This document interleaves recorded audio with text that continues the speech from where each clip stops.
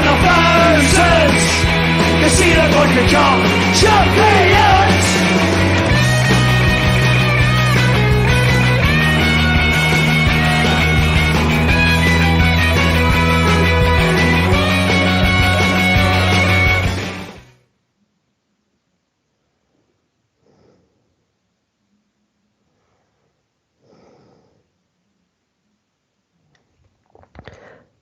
Hello and welcome to episode 21 of Celtic Rumours TV, the Balls and Bovril podcast with your host Mark and myself Paul.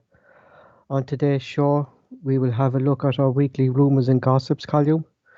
We will talk about Celtic's Champions League opponents and different routes in European football for next season. Celtic's young exciting talent for next season. Celtic's pre-season schedule has just been announced and we will discuss that. Celtic's greatest moment in history, the 25th of the 5th, 1967.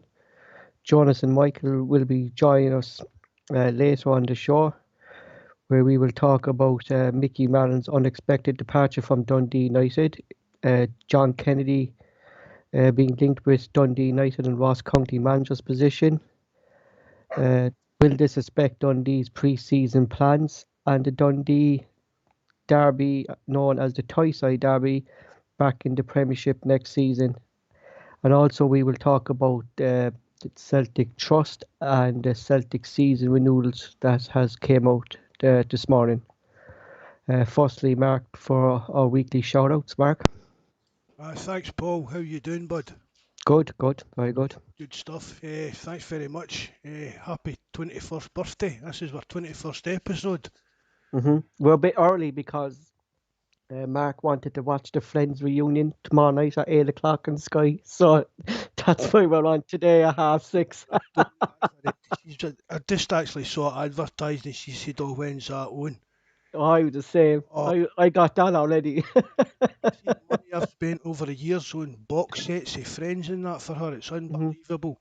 She's got DVD. She's still got them in VHS videotape.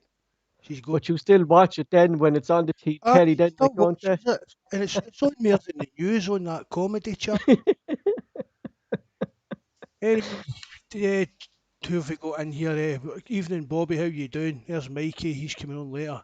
The jobber of jabbies. The jabber of jobbies. What kind of name's that, mate? Coming on here. I need to read that out. There's AGG in as well. Evening. Campsy's in too, good man. There's Barry coming in at the tail end there. Just the usual shout outs to Tim Alloy and Malika, and of course good luck to Richie ROH with his upcoming treatment. I got an email off of Steph earlier on. Young Ben, he's got the physio coming out soon to get him in his feet, back on his feet for the first time. So Jesus. Good luck with that, Ben, and we're all rooting for you there, wee man. Hail.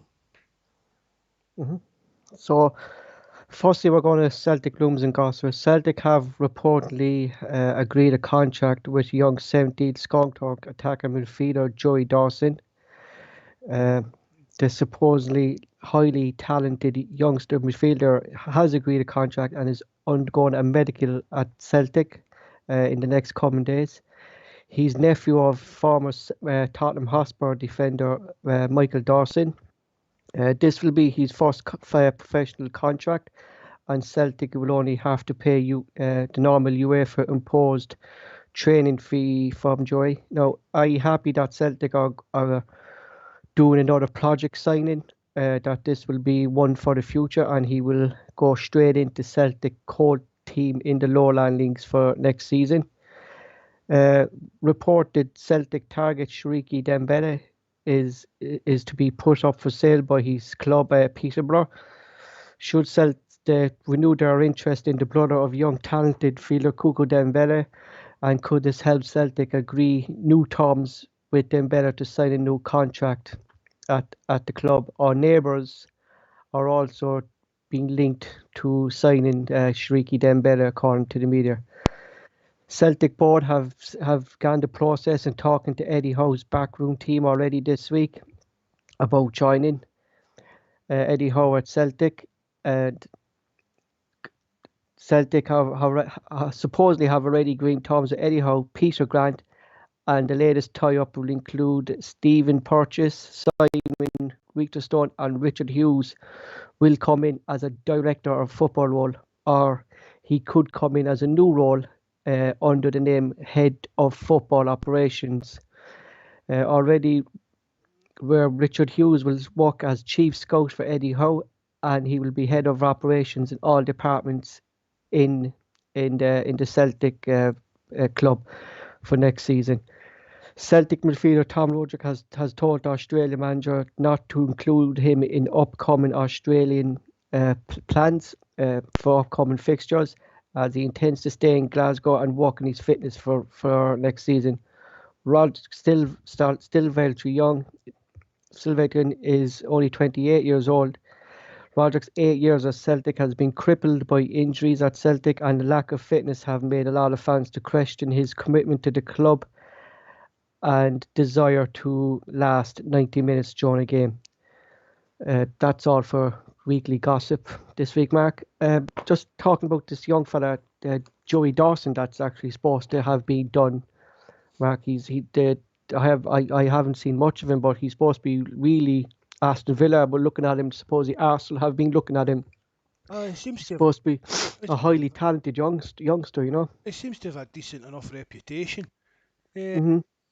It's not the kind of announcement that's going to have the fans dancing in the aisles kind of thing, but he's only a young boy. Well, I don't think it's the kind of thing we should be even looking at him. He'll be anywhere near the first team of that next season. Well, we still have to kind of bring in youngsters, Mark, don't we? Exactly. I mean, you still have to keep the conveyor belt going. You know what I mean?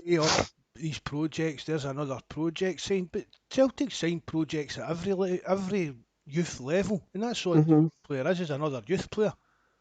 I think maybe him going into the core team next season, Mark, maybe there is actually a good idea behind this, that they will be able to play competitive football, and maybe we've spoken about that before. I'm not really too keen on it myself. Yeah, so we just have to see what kind of league this turns out to be before we can judge our young players on it, can't we?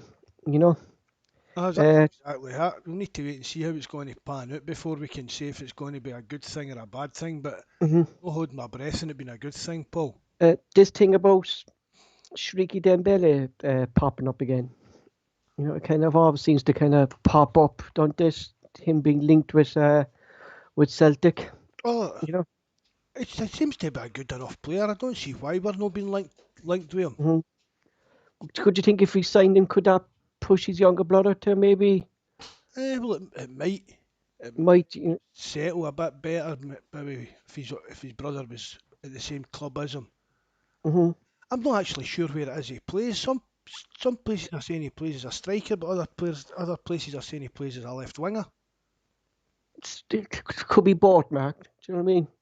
It could be both. Like, you know, he could be a left-sided attacker. Do you know what I mean? We don't know. Just at this stage, he'll probably play defence. You know, Celtic team next season, Joe. The way things are at the moment. So we just don't know the way things are going at the moment with Celtic. So we don't, you know.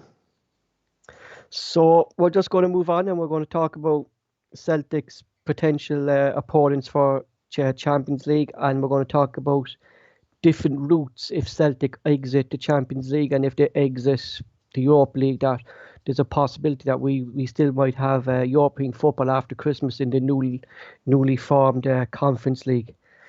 Celtic Champions League's qualifying run will begin in the second qualifying games, and it will be either on the 20th or the 21st of July.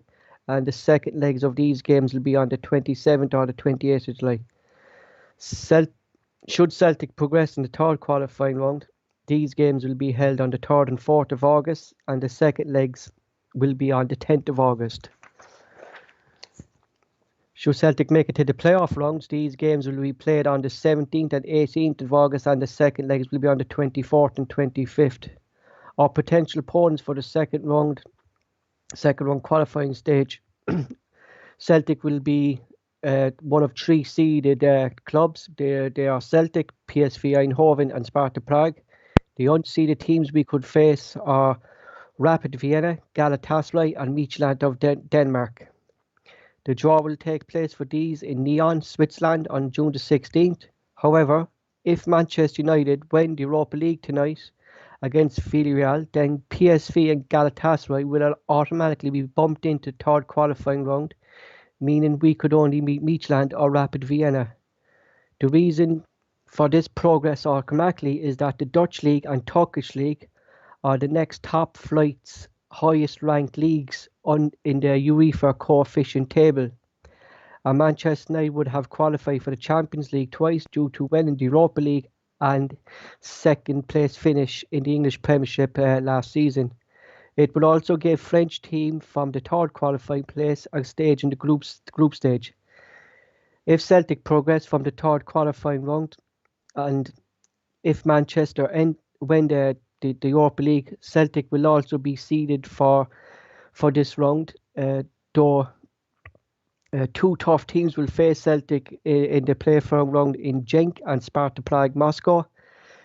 The route is very complicated, but I hope that myself and Mark were able to break this down as simply as possible. So do you kind of get the gist of that if Manchester United win, Mark, we could avoid Galatasaray? I think we'd be hoping that Manchester United win, wouldn't you? I definitely would be hoping Man United win that. You know, that's a... Wouldn't you like to face Galatasaray? Just, no...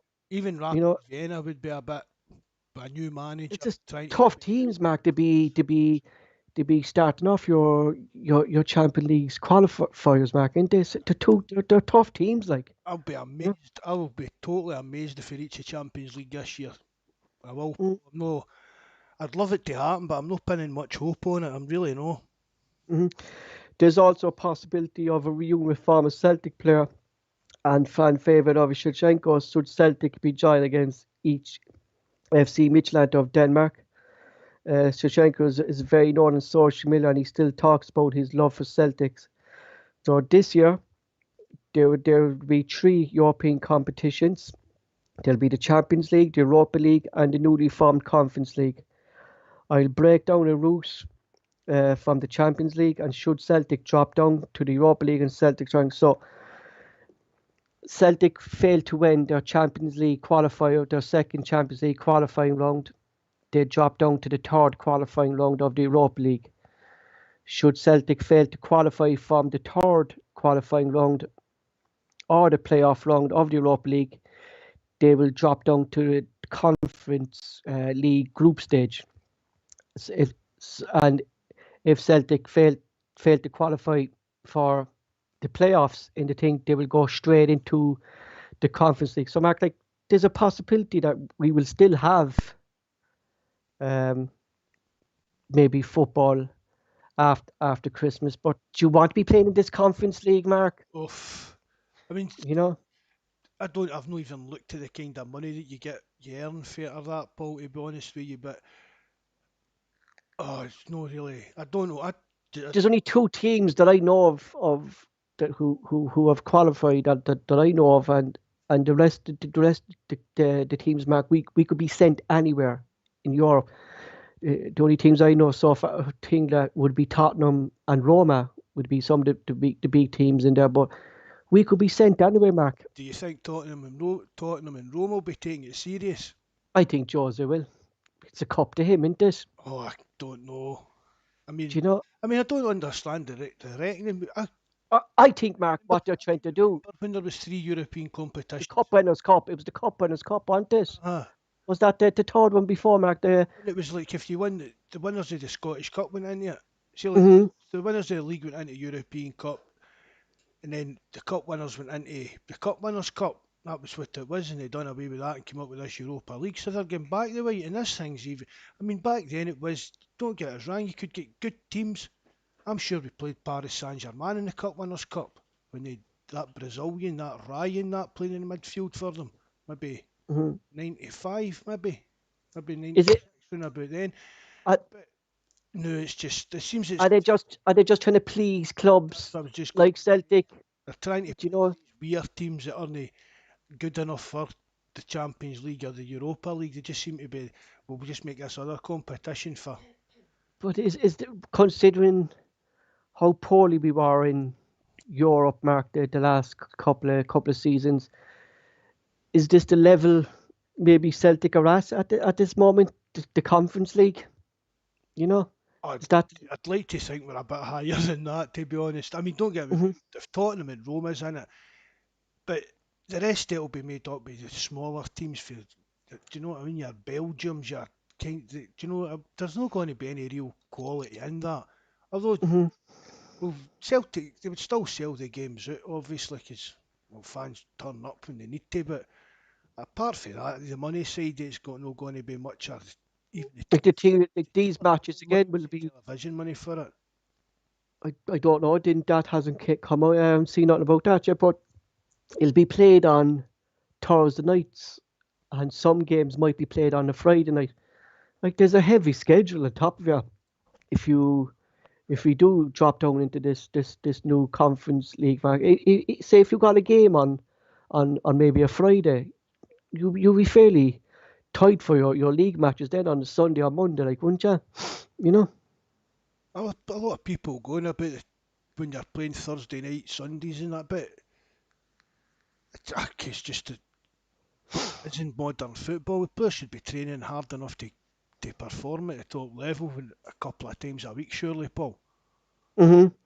And what about the possibility of Eric Shevchenko maybe Celtic being drawn against him? He'll probably score the goal that puts us out for a free kick. We'll give away a free kick and that'll be us gubbed again. Like we'll sign Lacazette and that'll be his first game will be the fucking Champions League qualifiers, and he'll give away a free kick in the outside the box and he score. So I would hope maybe I think the Champions League, considering the teams that we have, Mark, is a big ask. Rapid Vienna, Midtjylland, or even if Manchester United, like there's a possibility we can get Galatasaray, If, and if we get Galatasaray, we're out. and even like if we drop down to the Europa League qualifiers, Mark, maybe the third round of the qualifications, like it's a tough route. Celtic always kind of seem to get Well, as well, don't they? We always seem to get the tough teams. this is another, what's the word? Another something for us no winning the league. Hmm. Problem it's been caused by us no winning the league. Put it that way. So, although it's going to be tough to reach what you're saying, even the Europa League, but we'll just need to give our best shot. But for me, our main ambition for next season is going to be winning the league.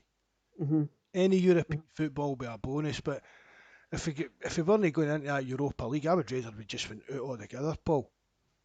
Yeah, like but just what about the live chat? Would you prefer for Celtic if they did eventually start dropping down from the Europa League into the Conference League? Would you like Celtic to be playing in that, or would it be classified as a bit of a failure, Mark? Really, would it?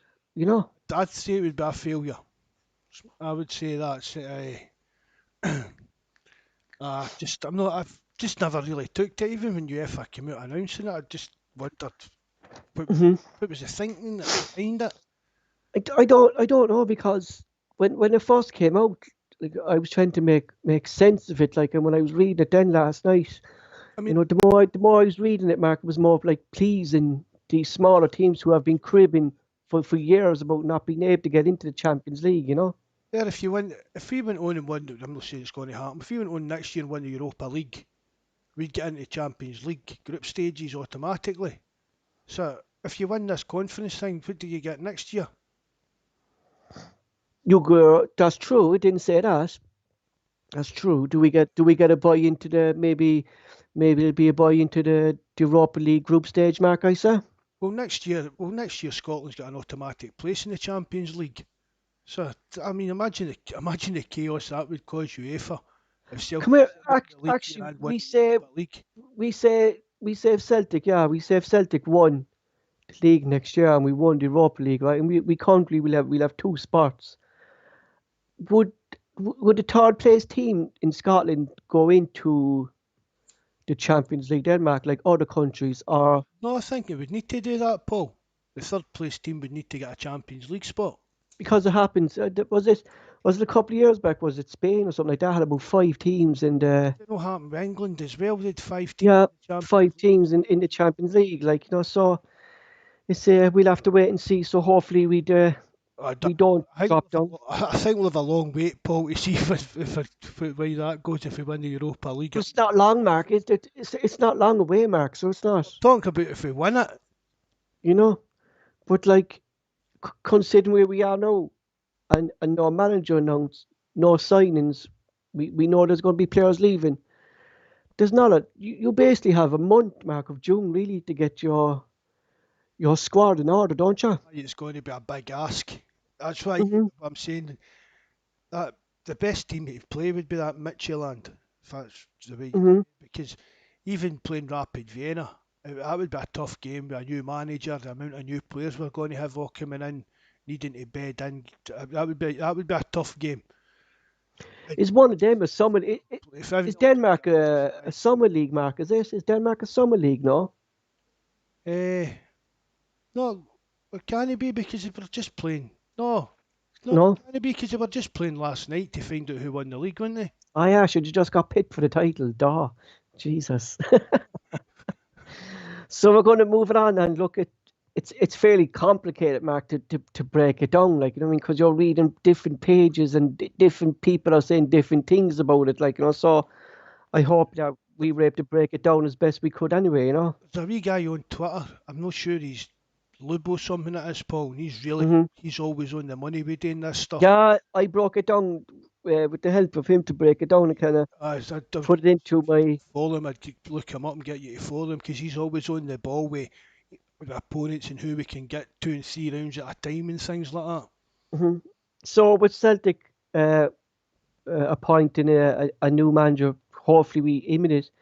Uh, are some of our young players going to able to make a claim in pre-season in training and maybe get a chance to break into the first team with so many first team players supposedly being linked with a move for thing.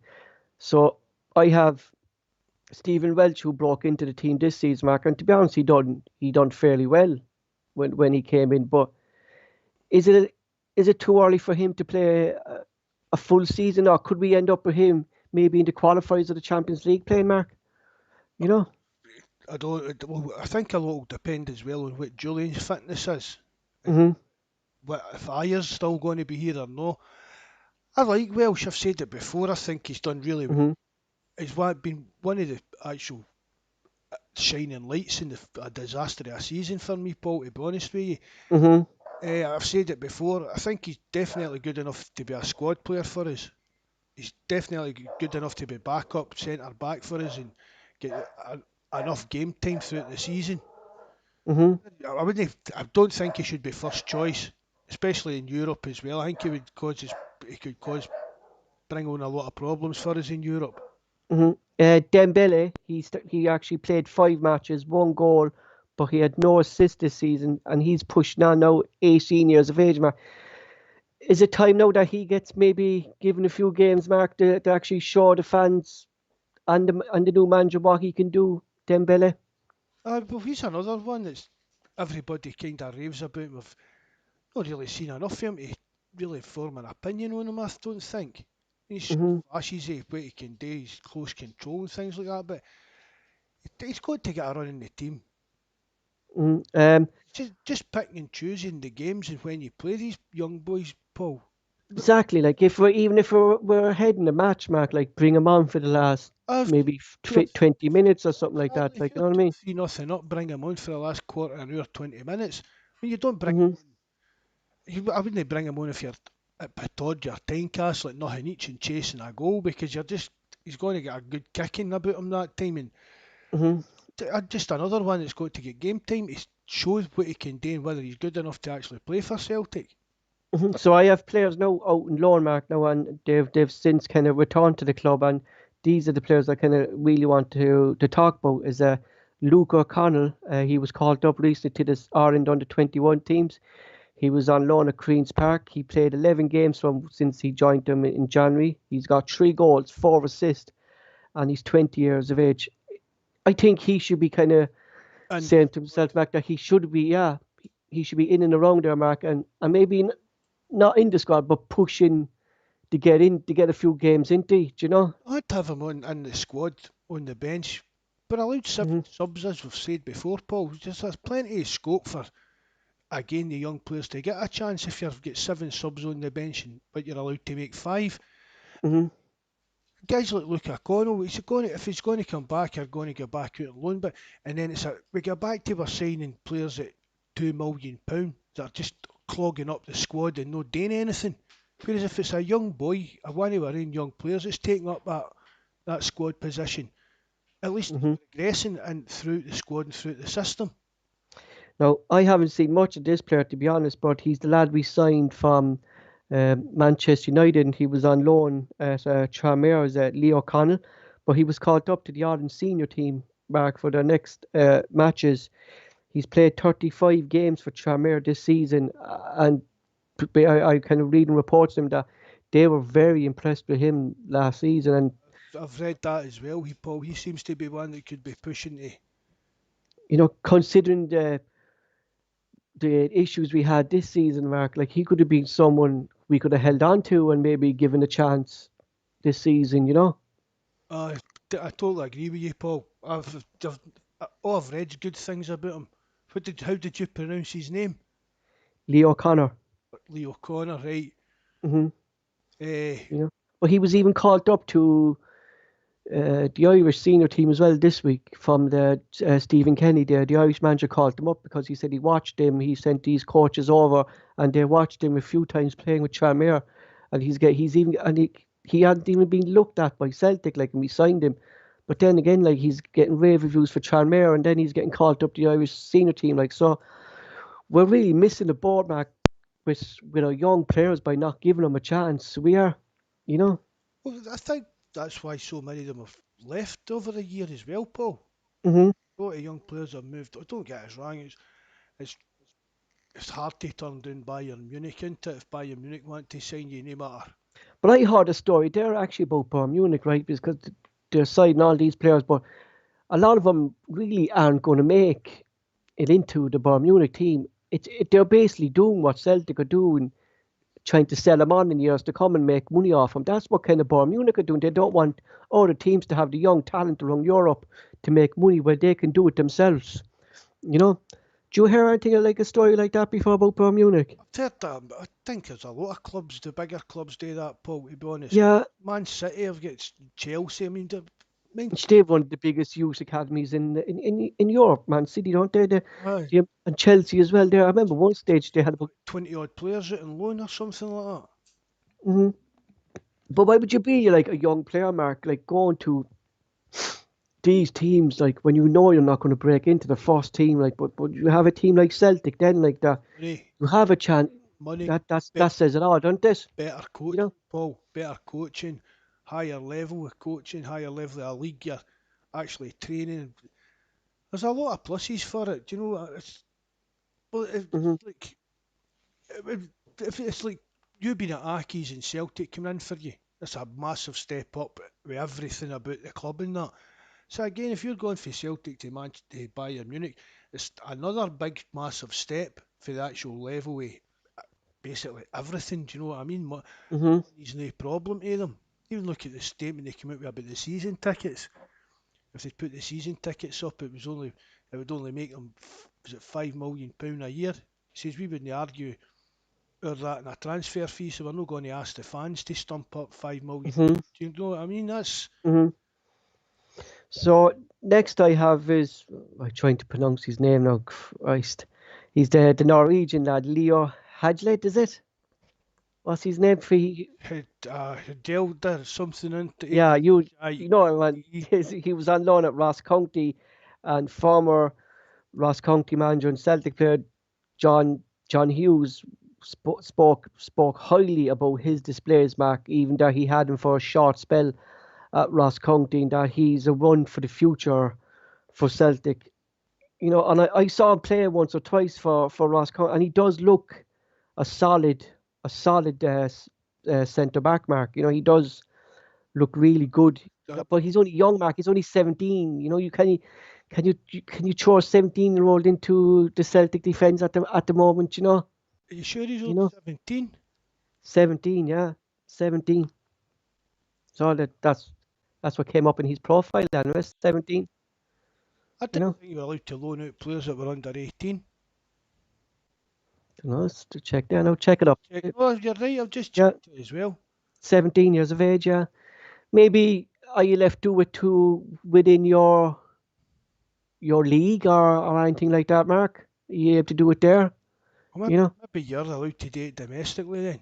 Did they drop the age to 16 now that you can sign your first professional contract when you're 17? I think once you sign your first professional contract, you can be loaned out Denmark, I think, Need to look that up. But I've seen all the reports in that of him as well. He seems to be a right good player. I'm actually quite surprised that he's only 17. I thought thought he would have been about 20. But that's all the kind of... I'd put him back on loan again, Paul, for another year.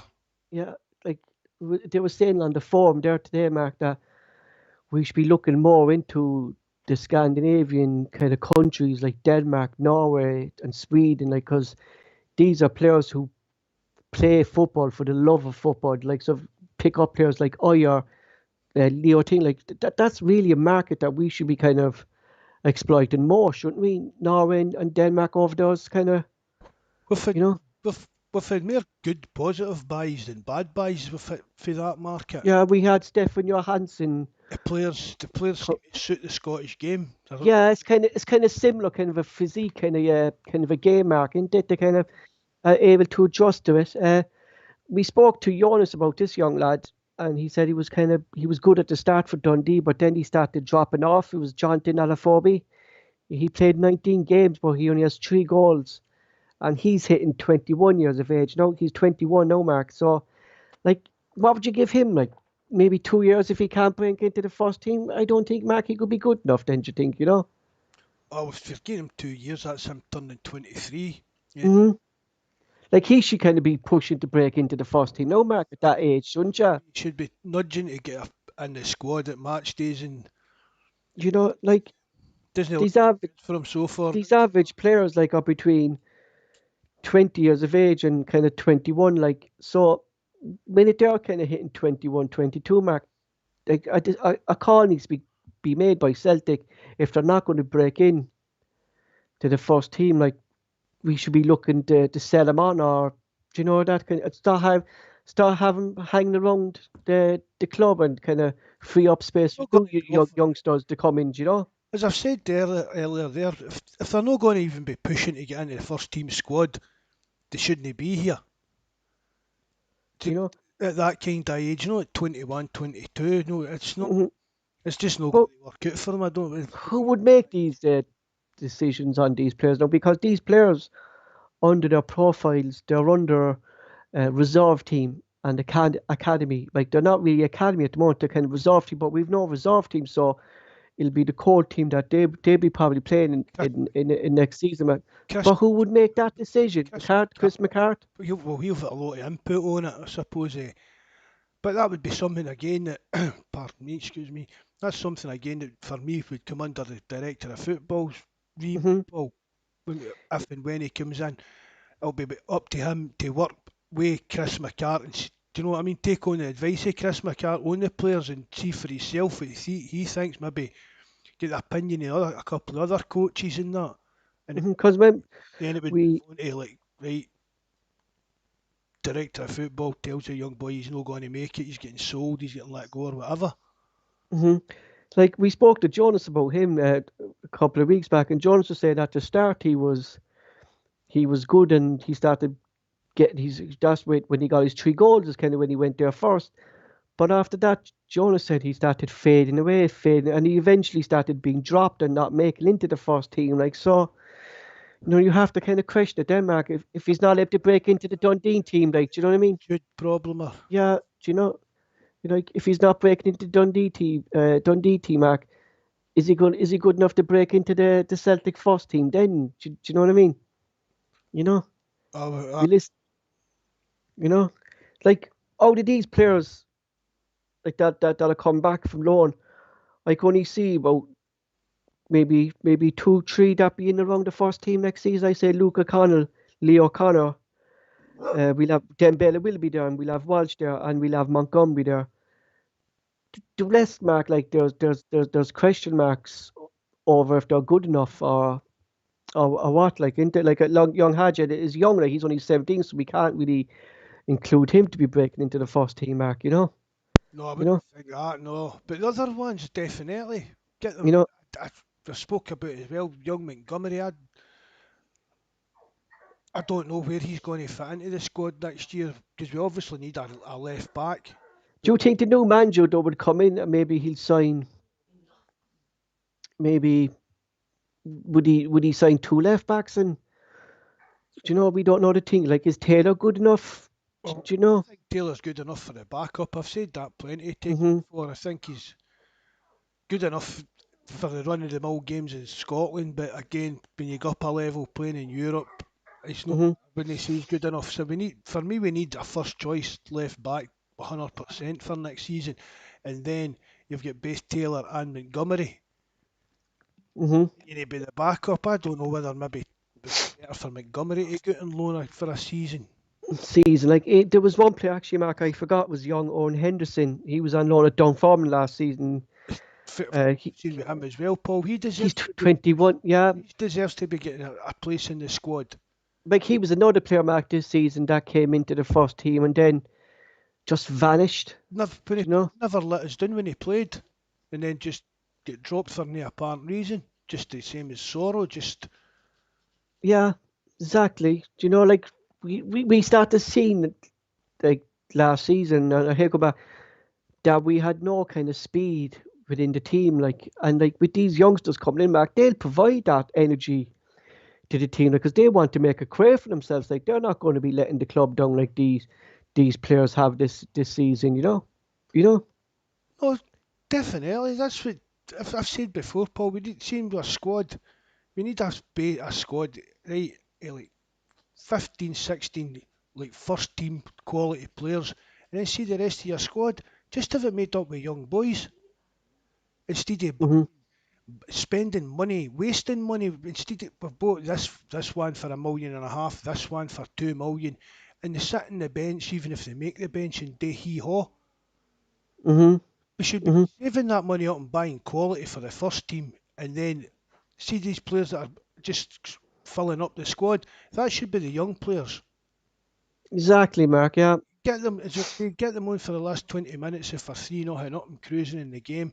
Get them in about the first team squad. That's the only way they're going to progress. And if you said, Mark, like have them on the bench, like so they're actually in the first team squad environment as well. Do you know what I mean? They're learning that way as well. Like you know what I mean? Not having You've got, what did you say one day, Mark? We had two goalkeepers on the bench. I've noticed there's other teams doing that quite a lot as well, but I don't know what that's all about.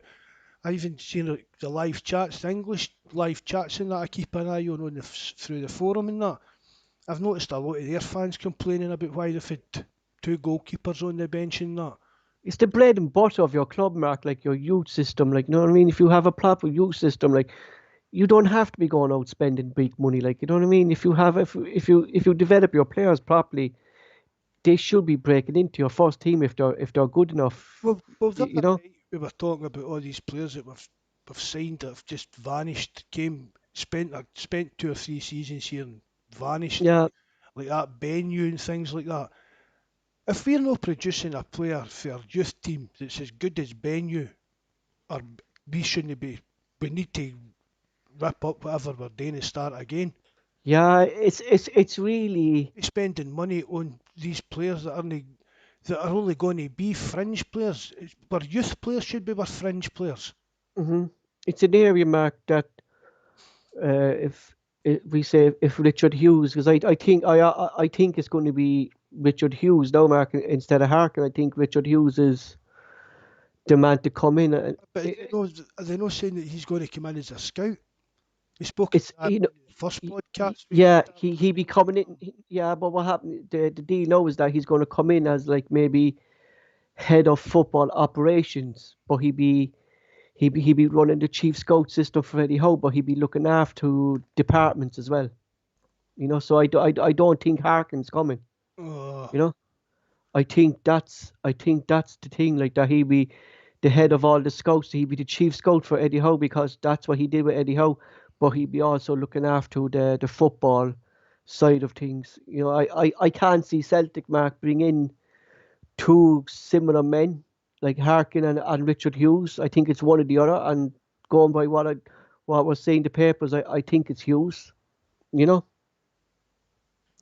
I'm not too sure about that. It's back to the same thing then, isn't it, Paul? Eddie Howe leaves in 2 or 3 years' time. It is, yeah. You It is. go with him. It is. But my only thinking was, when they first interviewed Eddie Howe, maybe Celtic never thought of getting maybe a director of football. Maybe it was Eddie Howe that mentioned this director of football thing to Celtic. You should be appointing a director of football. I worked with director of football at Bournemouth. So do you think maybe he brought up that conversation, or was it always Celtic's plan? I think it was always Celtic's plan to modernise that side of things. Mm-hmm. Because Once Lowell was leaving, I think that was always going to be the plan. Mm-hmm. Because I agree with you, because if Eddie Howe did leave, he's going to take his backroom staff again that were actually supposedly we want to get in from Bournemouth, and if Richard Hughes is there again, Mark, well, Celtic are back to square one. Do you know? That's what we've spoke about that enough. That's one of the reasons why we want an independent appointment as a director of football, as we've said previously as well. Paul, did Eddie Howe suggest Hughes for it when he met Dermot Desmond? Yeah, I think he's good at it. He knows what he's doing. I've worked with him before, and he'd be. I think so, Mark. I think it's that one because the way Celtic are at this stage, Mark. Would it surprise you, Would it surprise you if they went down that route already? How that they brought in Richard Hughes as director of football and stuff like that. Well, one of the good things about it is that we know that as long as the board keep Eddie Howe happy, he'll stick around. I mean, he was in Bournemouth for a long time. But obviously, if he's up here winning titles, winning trophies, he's going to get attention. Yeah, exactly. For bigger clubs than the likes of Crystal Palace and Newcastle. Do you know what I mean? I think that's maybe one of the reasons that he's chosen, or hopefully chosen, to come to Glasgow, is that instead of just being a team like Crystal Palace that's trying to stay in the English League, stay in the Premier League, come up here, win trophies, win leagues, play in Europe, and then it'll be teams that are looking to push for Europe and English, like Leicester with Brendan Rodgers. Yeah, he's progressed Leicester more than anything, Mark, hasn't he, Rodgers? But I know he knows much as Ranieri did.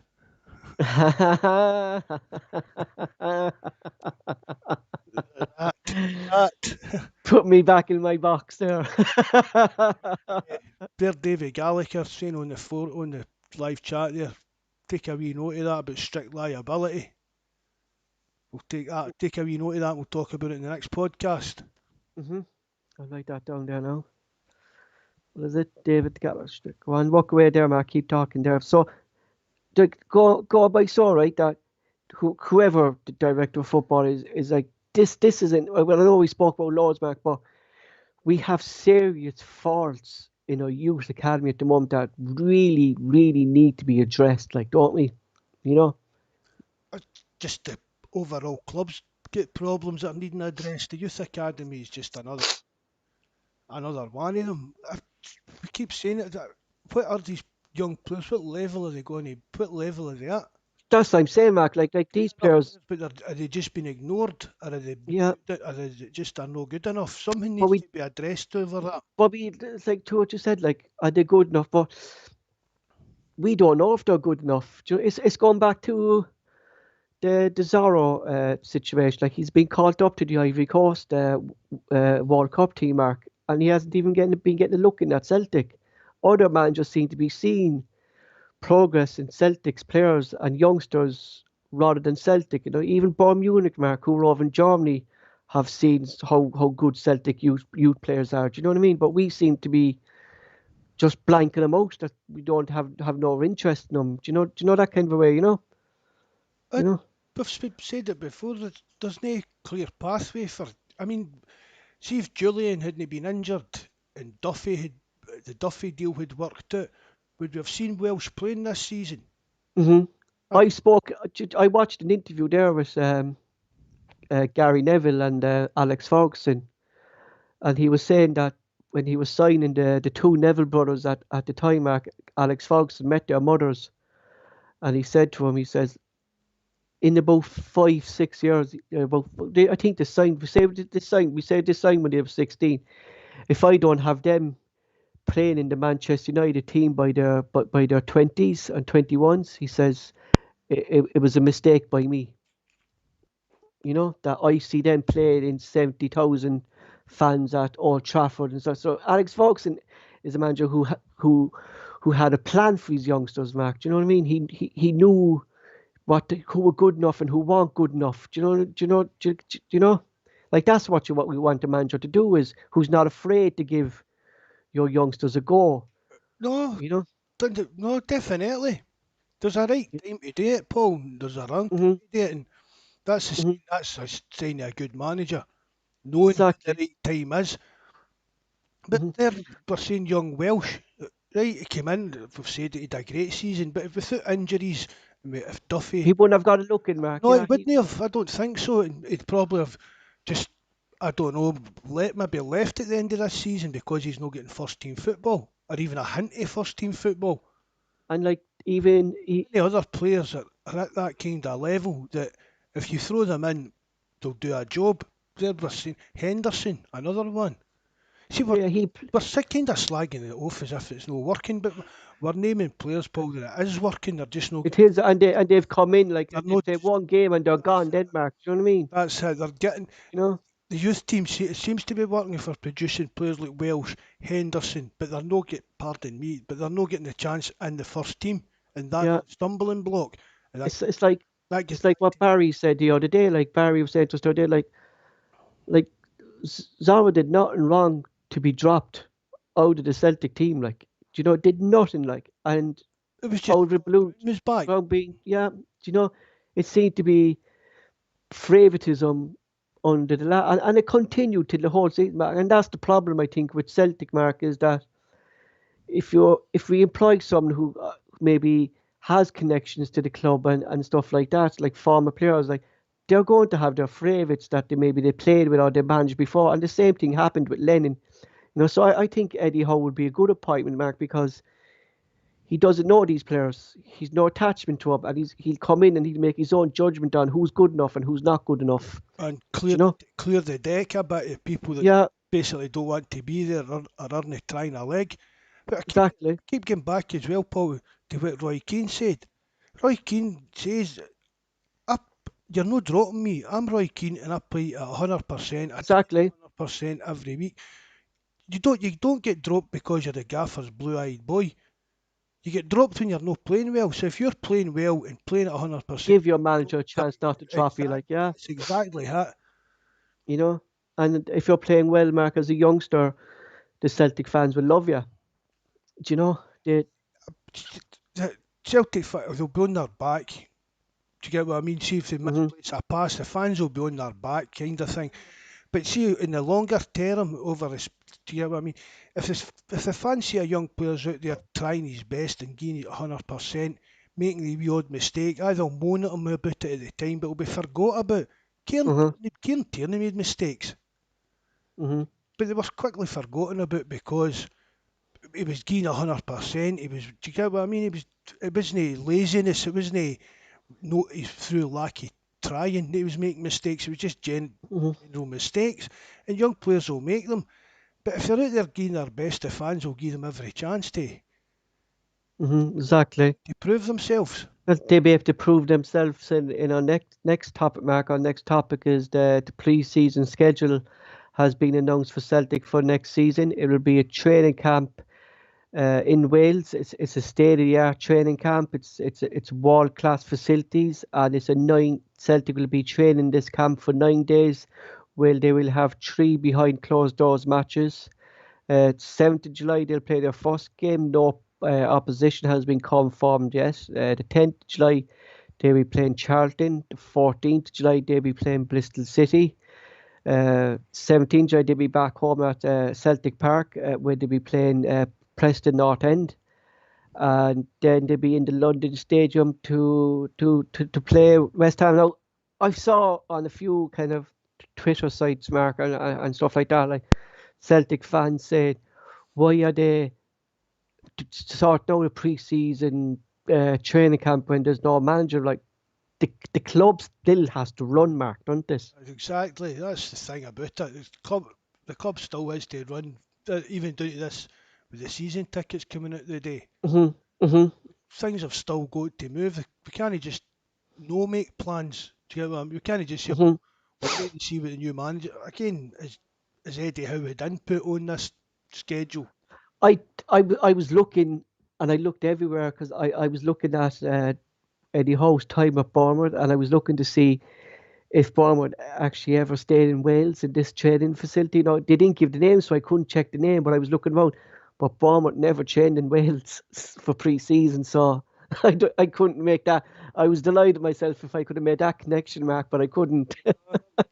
Well That thought of there, Paul. Well thought of. but there was no connection there. But I think it's a benefit for Celtic, Mark, this year to stay in the UK because Well, of the amount.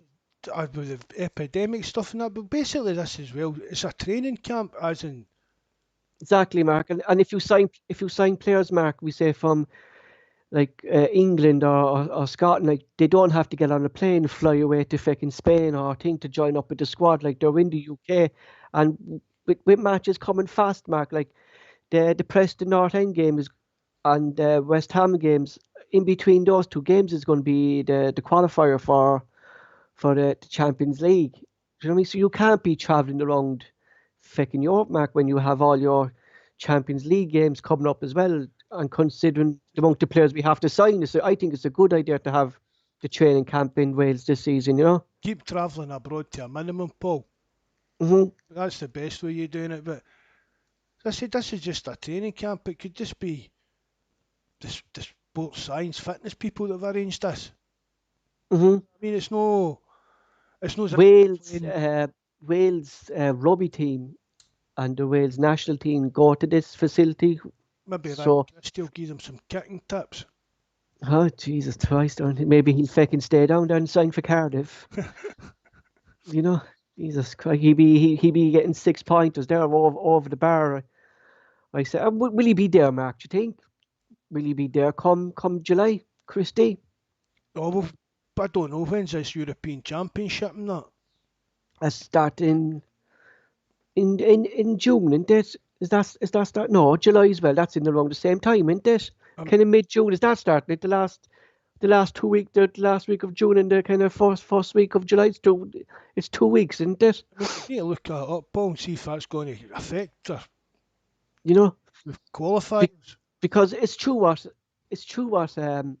what Barry said. Like Christie could have a great European Championships for Scotland just to put himself in the shop window. Do you know, you could see players doing that, Mark. Like, when we spoke about like players that would have a good European Championship or World Cup, and then they get signed and they're shocked, and then for their clubs, Uh, you know, I read, like I read something the other day, an article, and it was somebody, it was an ex-player talking about that, but it was Celtic related, but it was an English pundit that was writing it, and he was talking about how don't look at these European Championships for players in that. He says, did we sign the fella Martin, mind Val Harry? Martin Yeah, Neal was a pundit with BBC. and he signed him, but that Belgium Uh, were playing, and we signed the Mexican fella as well because of the of a World Cup, didn't we? Yares, Suarez, FN, yeah, he was on the back. Like, so you can't really judge players. up to £3 million in him, wasn't it? Yeah, he was another flop show, wasn't he? Did I name him in the flop list? I think we did. I think we did. You know, so on the plus side, and I saw it there on the live chat, was Sinclair will be coming back to Celtic, and I love to have the fans back in Celtic Park for that, Mark. To maybe thank Sinclair for what he did up in Celtic at his time here. Do you know what I mean? And show the fans show him how much we actually appreciate him and miss him is an understatement this season, Mark, isn't it? Oh, You know, we definitely missed him. There's no doubt about that. so like, do you think they're good they're good games, Mark, like to be playing, like Charlton, Just get the fitness levels up. see, You know, due to the fact that there's no going to be any fans or that, well, maybe no going to be any fans at them, Pauls. hmm I mean, it's just pre-season friendlies. They're meaningless and pointless. Don't, I mean, I used to go to them and just sit there bored out my skull, but I still went to them. But exactly. they were really, really poor to. It's all about just to get game time, Mark, into just get it under their belt, get the fitness levels up. So it doesn't, again, it doesn't really matter. It doesn't really I'd like to see a good few players, like maybe that by that time. Jesus, if we're still waiting for a decision from Eddie Howe come July. Well, see, but see on the Eddie Howe thing, right? A lot of people were saying the day that it was going to be Friday, and well, we're going to bring it up with this thing with the season tickets later on. But I was, well, it must be everybody was basically saying it was going to be Friday. His But garden leave doesn't finish till Monday, Mark, isn't it? well, I don't know when it is, but I was thinking, see if it was going to be Friday, would they push the season tickets out that early for 2 days? Mm-hmm. And I'm thinking this is, and then maybe I said the other night on the podcast, the next thing will be that his contract doesn't end to the 31st of May. I've seen some people have been saying that. Yeah, I said that. The thing is, I think it'll be the 1st of June, Mark. Maybe next Tuesday or next Wednesday. I think that could be the way That it's looking now because that I've said before, what else possibly could it be holding it up now? because maybe like your contract's not going to end really, Mark, There'd be, until the month finishes, like in this. but see, You know, think about it. How see if it is something to do with that. How petty are Bournemouth being and holding them to that? but that's it, Mark, isn't it? Like hold him to this. Remember, I was saying to you about the garden. It's all legal terms why it can't be announced No, because it must be financial terms. yeah, you know, and Must be something to do with that, and it's going to cost Bournemouth X amount of money, and they're willing to hold him to that if he but even even like that way a day. Because to me, there's no reason whatsoever that Celtic can't announce Eddie Howe. yeah, even We can announce players 6 months in advance when their like contracts Mark, expire. even us, like Celtic fans, we're frustrated. But I see Eddie Howe's frustrated as well that he can't get into the manager job and start working immediately at Celtic. You know, I say he's frustrated as well by the situation. Do you think? I think You know? everybody involved's frustrated.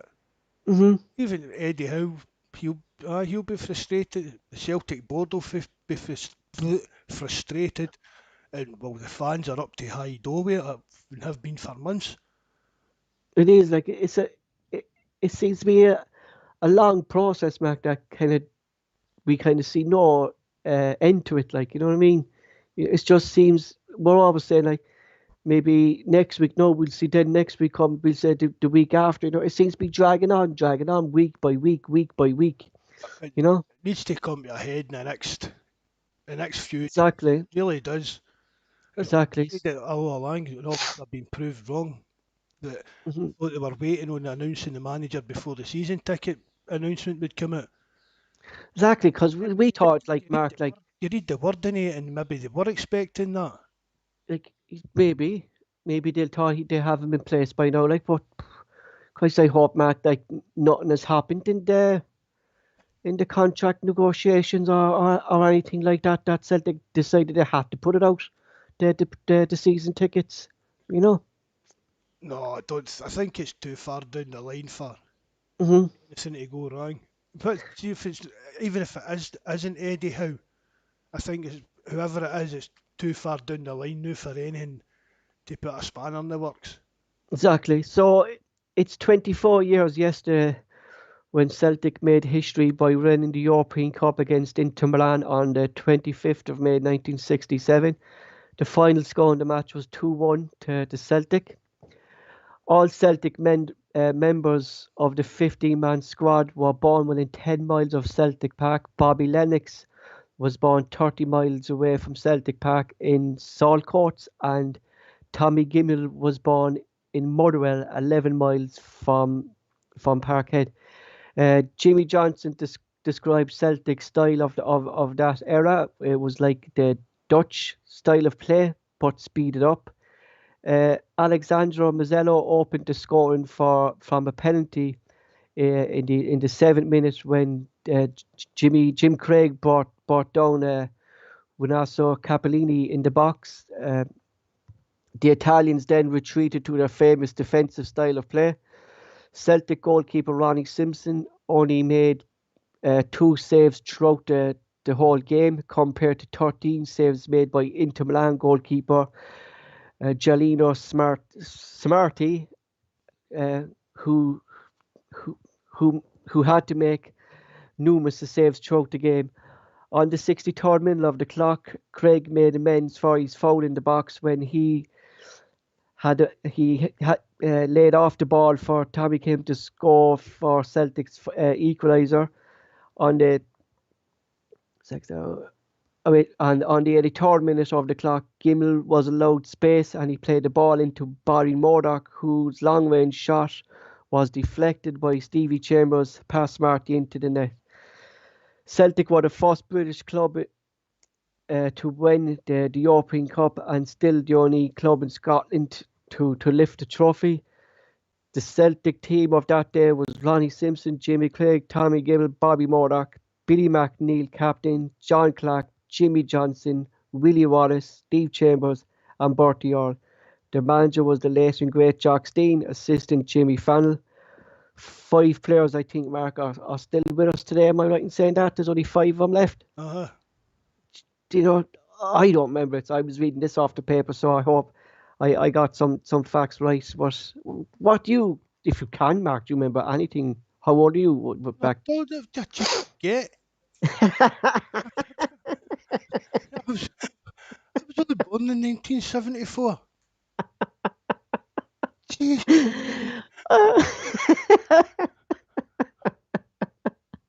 You still can remember it like you were 3. 3.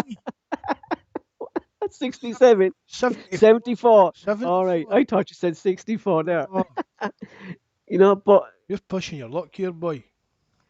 They're talking about like legends lately of Scott Brown, like who eventually will come a Celtic legend. But Mark, these lads will never be forgetting in Celtic's history, will they? No. You know, It's like a quadruple treble. We said that the other night. There's other teams have won more than 10 in a row. Their teams won 13, 14 in a row. Celtic won that European Cup.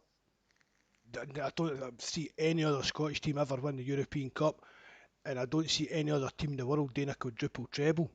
My Quadruple trebles like our kind of generation. Mark, Cup, into chess, exactly. European Cup win. Exactly. My best moment of this is on the 20th anniversary when the whole stadium was all wrapped in green and they had the flags and the Green Brigade were over in the corner with the torches on fire in the corner. You know, that was, and they had all the players on the team in the stadium. That was amazing scenes then, Mark. Even I said to be in that stadium at that time, like if I felt goosebumps at home, like I just can imagine being in the stadium for that, you know.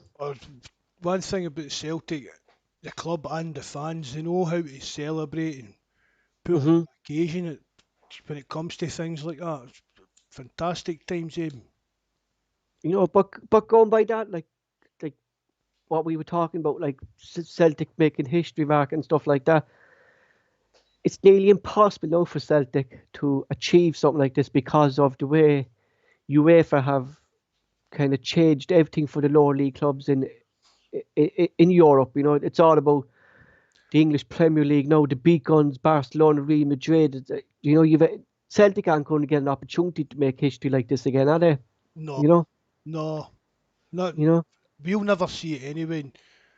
In our lifetime, we'll never see any kind of shift that things like that can happen again. Like even back then, Mark, like league, that's what you're saying. It's a kind of closed shop. Even the Europa League, all these big teams dropped in for the Champions League, and that blows teams like Celtic and that out the water again. It does, yeah, it does, Mark, don't it? We're all right to take part in the early rounds and that, but see, once it gets to the business end, they want the teams that have flopped in the Europa League to be in there. the teams that have flopped out the Champions League. They want them to be in the Europa League finals and that. It's just Exactly. It's like having all the kind of like tonight now. Like we have like Manchester United and Villarreal. Like Villarreal are kind of a mid-season third, fourth table anyway back in the La Liga. But Manchester United aren't a Europa League team at all. You know, they're a Champions League team who shouldn't realistically be playing in the Europa League. Do you know? no, It's not. maybe. It's blocking out everyone, like from the likes of Celtic, like the likes of Ajax, who Again, it's guaranteeing one of these big teams for the bigger leagues. It's guaranteeing them another Champions League spot. mhm. I mean, even if Villarreal win it, it's another Champions League spot for Spain. Exactly. There's You know, it's benefiting no one, Mark. Like, so it's not. It's just you know, all set up to help all these big teams. you know. One thing I remember when I was doing this was I remember in the forum I asked Bawz Bovril where did he get the Bawz Bovril name, and he told me it was Bobby Lennox, and I actually remembered Buzz last night when I was reading this. What I hear of him, Mark, he was supposed to be lightning fast, was he? This Bobby Lennox, you know. I didn't mind them playing. Well, obviously you saw YouTube clips. I've saw you. I saw you. Yeah. It's just talking as if I can mind them playing. Mark, don't lie. We're having words off camera later on about this ageism. You know. But No, even for the stories I've heard off the older guys and that, he was rapid. you know, because there's not going to be much of them left now, Mark, in another couple of years, because they are pushing on. I saw a YouTube clip there of Bertie Auld, and he really looks that he's really after being pushing on, you know. So I think we treasure these lads, Mark, as long as we have them, and they'll always be Celtic legends in our eyes. And even in 100 years' time, Paul, they'll still talk about Lisbon lines. you know, that's what I'm saying. Like that, as long as the remaining lads are with us, you know, we have to keep assuring them that they are Celtic legends. And anytime they come to Celtic Park, and as the fans do, Mark, they always sing songs about them, you know. So, as you said, Mark, they'll never be forgotten. And you know, 24 years, I can just imagine. Hopefully, we'll have fans back in the stadium next season, Mark, for the 25th anniversary of it next season. 55th. You know, what? 55th. 55th is this? 55th. If it was Be only some 55th, I would have minded it. So it'd be some anniversary though, wouldn't it? Going for 55. Next season. You know, I'm sure we could slip on 56 there for that, couldn't we? You know, Jesus. So next on the line, we're going to have Joonas and Michael, and the reason. Swiftly move on for that. Yeah, the next we asked Joonas back in the line was because when he was last on the podcast, he was saying how committed Micky Mallon told the Dundee players in the boat that he was committed to the Dundee cause and that he was here for the long haul. And then over the weekend, news came out that Micky Mallon had left Dundee United. That was a shock, Mark, wasn't it? I wasn't expecting it. No, especially after what we were talking to Joonas when he said that. You there, Mikey? Alright, how's everybody getting on? Oh, alright, mate. Can you add Joonas in, mate? Yeah, I'm just doing it just now. Good man. No, I wasn't expecting it at all. No, because you sent me the text on was it Sunday night, Mark? Was it Sunday or Monday night you sent it to me? I can't remember what night it was. Evening, lads. Evening, Joonas. Thanks again for Joonas, bud. welcome back. A bit of a strange few days for yourselves at Dundee United. Just after talking to us in the podcast last week, you mentioned how committed Micky Mallon was to Dundee United, and all of a sudden he packed up bags and went. Did something happen? Well, I don't know if I said the last time I was on, but basically I think it was a week past Monday there. Mm-hmm. At the end of the season debrief at the training centre at St Andrews, and then all the talk then was Tranmere Rovers had fired their managers. I think, I remember I said that in the last podcast yourselves. Yeah. Aye. So that was sort of doing the rounds in the local press, and then you had, I think he'd been linked with another job, but Doncaster eventually ended up appointing Richie Wellens, who he was in the frame for Doncaster as well. So anyway, they had to end the season debrief, and then it was a case, I think his comments were along the lines of, moved my family up here, I've got a golf membership at St Andrews. I think I mentioned that to you lads last time. Yes, you did, we were talking about that. And then obviously the news broke a couple of days ago. First of all, it was the papers saying that he was set to leave in an exclusive. It came out sort of, I think it was evening, and then the club officially announced it yesterday. So the thing is, I think there was always a feeling that from a lot of the supporters that he was going to go, but it was just, I think it was just the U-turn in a way. It was sort of went from him saying, I'm happy, I've moved my family up here, I'm committed, and then all of a sudden he's then, and then the way the club worded it was an amicable parting of the ways. So basically a mutual consent, if you want to dress up in modern football jargon, you know. But was it? Do you think it was just purely his decision that he wanted to leave Joonas? Do you think? Well, no, I think there's obviously been disagreements at board level. I mean, what the chairman said was, he said that we thank Micky for his efforts and he met our goals. But I think probably, right, I mean, he says he met the goals, right? And his remit that would have probably been just to keep us up, right? Or maybe the club line is the club line, but maybe the remit behind the scenes or at board level was to get into the top six. And I think the fact that we won one game in the top six was kind of, in the bottom six, was kind of masked by obviously getting to the final of the Scottish Cup, but then we were poor in that as well, and it sort of the season just sort of fizzled out. So fizzled out for you then, yeah, because that seemed to be a big problem for you this season. Was the draw in a lot of games, like, and when talking to yourself, like the fans were expecting the team, like considering the players that you have and stuff like that, Joonas, that you should have been pushing for the top six, and maybe, as you said, like that, maybe he didn't actually meet the board expectations, Joonas, you know. Yeah, because like we'll never know what the board's expectations were, but yes. I would imagine with the amount of investment with the owners, the players that we had, top six would have probably been a minimum requirement. I mean, the club line would have been no fans, pandemic, first season up, it's in exceptional circumstances, make sure you don't get relegated. But I don't think anybody's gonna.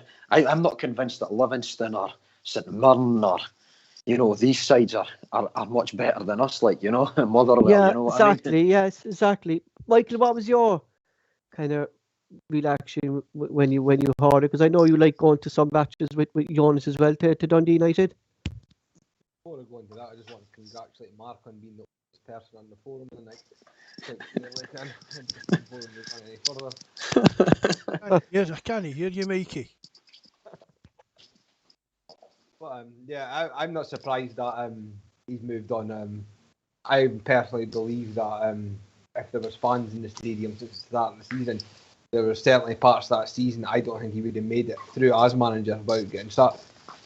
So I think they've just came to an amicable. I just think next season, I think he'd struggle with the football that he plays. Yeah, like that was a big problem for Joonas. Wanted like the style of football. You kind of weren't happy with the style of football he was playing either. So you weren't, you know. No, like it wasn't very good to watch. I mean, it really wasn't sort of something that you would like to indulge in. It was probably on par with getting booked in for a medical, but it was Harold Shipman that was conducting it. You know, that's probably the best way to describe the experience. Like, you know, so come up with no leg and you tell me you can play on Saturday. Exactly. So I don't think, it wasn't easy on the eye, and like what Michael's just said there, I think maybe again, what a few people are saying is he did stink out the joint with his football this season, and he achieved survival. But again, like I say, it's debatable whether that was the actual targets. You know, that was the remit that was maybe we as fans were fed, but you don't know what the club line was. You know. Exactly, Mark. You are kind of when you heard the news being breaking, you kind of thought it was a bit of a shock to the system as well, didn't you? It kind of wasn't expected by no one, really, so it wasn't. I wasn't expecting it at all, after what Joonas had said the other night about him moving his family up here and that. You know, but that's kind of, sorry. It just came out of the blue a bit. does that kind of say like that in the modern football now, Mark, like that after him saying that to the players and telling me be here that he's moving, there's no loyalty in the modern game anymore. So there's not, No, it's so business and meeting. Mm-hmm. As Joonas says, meeting your targets. Maybe he didn't meet the targets the board expected them to. Exactly. You notice any early targets for being mentioned or? Well, this is where there was a bit of an atom bomb dropped sort of social media went sort of wild yesterday, because the rumour was that they're looking to promote from within. So the bookie's favourite is a lad, I don't know, you lads probably don't know much about him, a lad, Tam Courts, who was the ex-manager of Celtic Hearts Juniors before Barry Ferguson took the gig. And he's been head of our tactical performance department in the academy for about 15 months.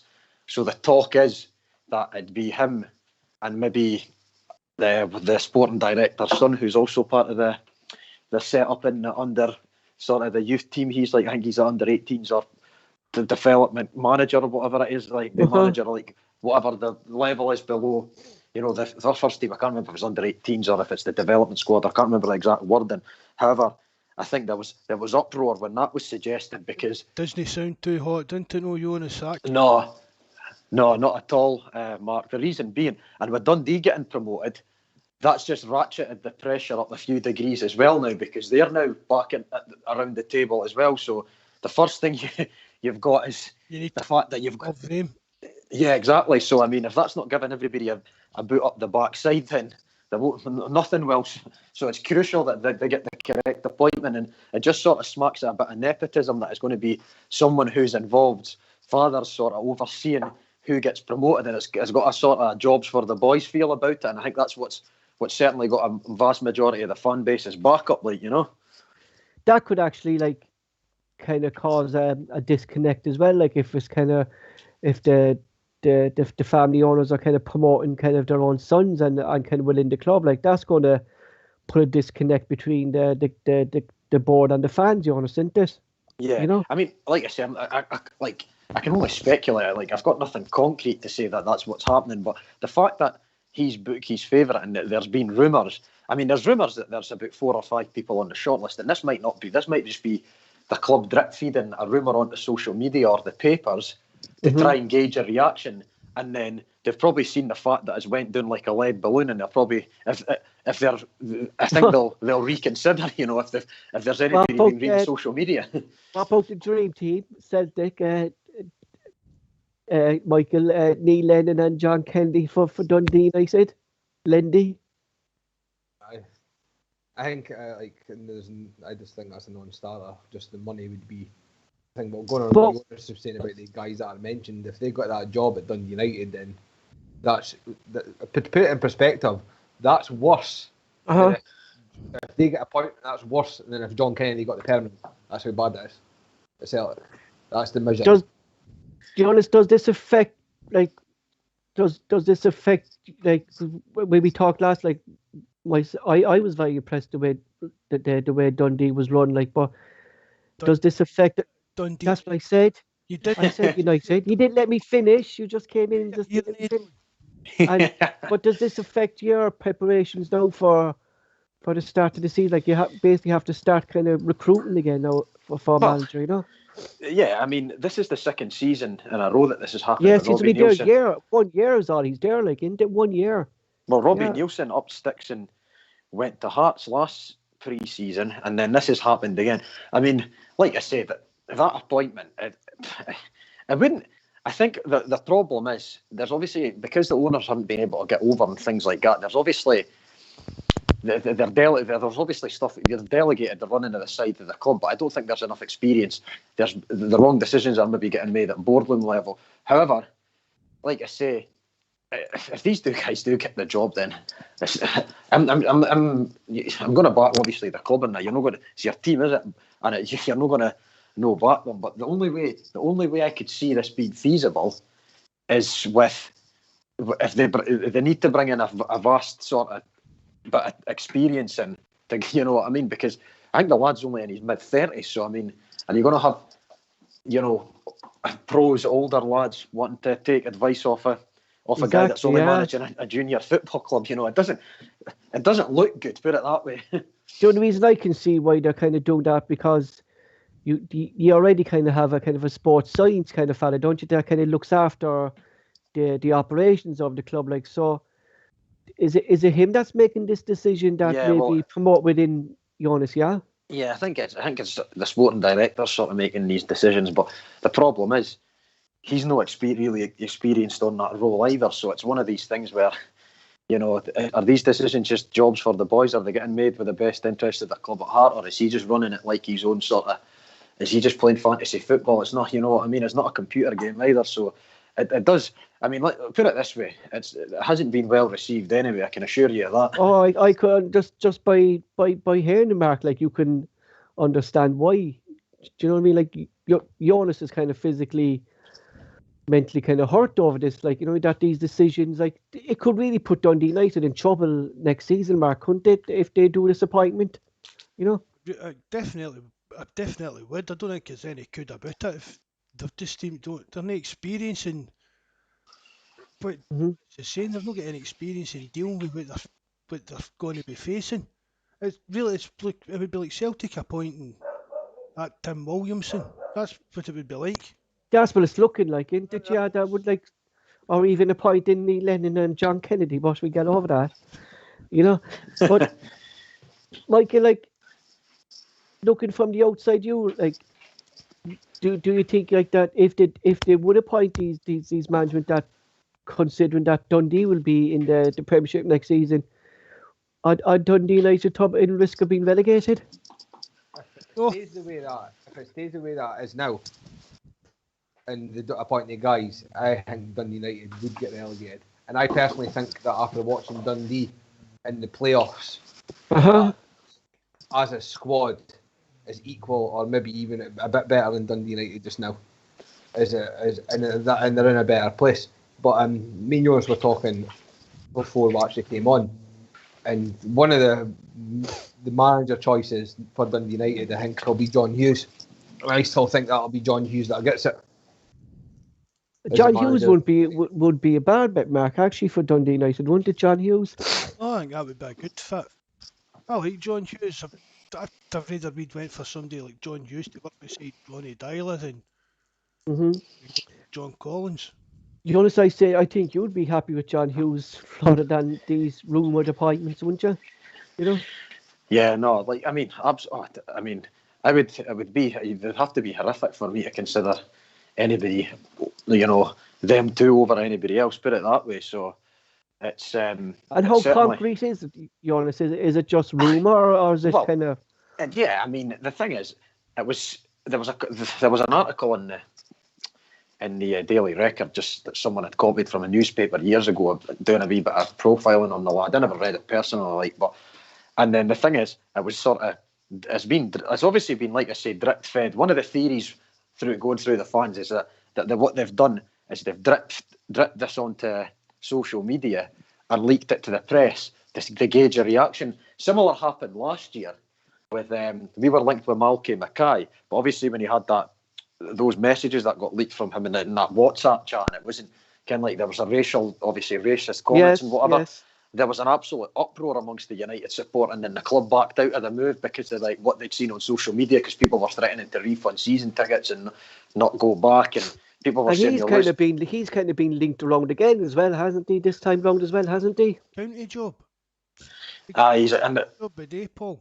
Yeah, he got appointed manager of Ross County, but like I say, he was actually one of the shortlists, but that's obviously been nullified due to him taking that role. But like I say, I'm just hoping that it's a sort of, they're dipping their toes in the water to see what the reaction would be, and based on the reaction, because it's been met with condemnation exactly, from across the board. It was kind of leaked out to the media first to see what way the reaction would be by the fans, Joonas, I think. That kind of way, do you think? Yeah, that's a very strong sort of theory anyway that's going around at the moment. It was a sort of test the water. Do you think, drop a bombshell? Do you think it's like an American thing, Joonas?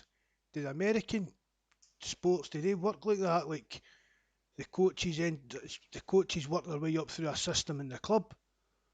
Well, I mean, I'm not massively experienced on That's a, American sports, but can you be the statistician for some NFL team the next time, 4 year time, you get the top man's job? well, the thing is, me and Michael, as we watch the ice hockey. I'm into the ice hockey just because of my origins and things like that. And in ice hockey, they do sort of tend to promote within an organisation. You'll have a general manager, not often a coach, but certainly the backroom staff seem to be.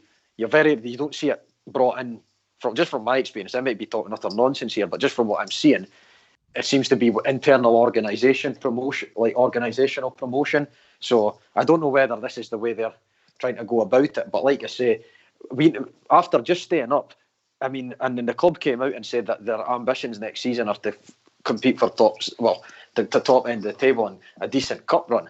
Why would you put that in jeopardy by appointing a pair of novices when you've got Dundee coming up, and you've got question marks over like 3 or 4 of the biggest players in the squad as well? I mean, it could be absolutely catastrophic.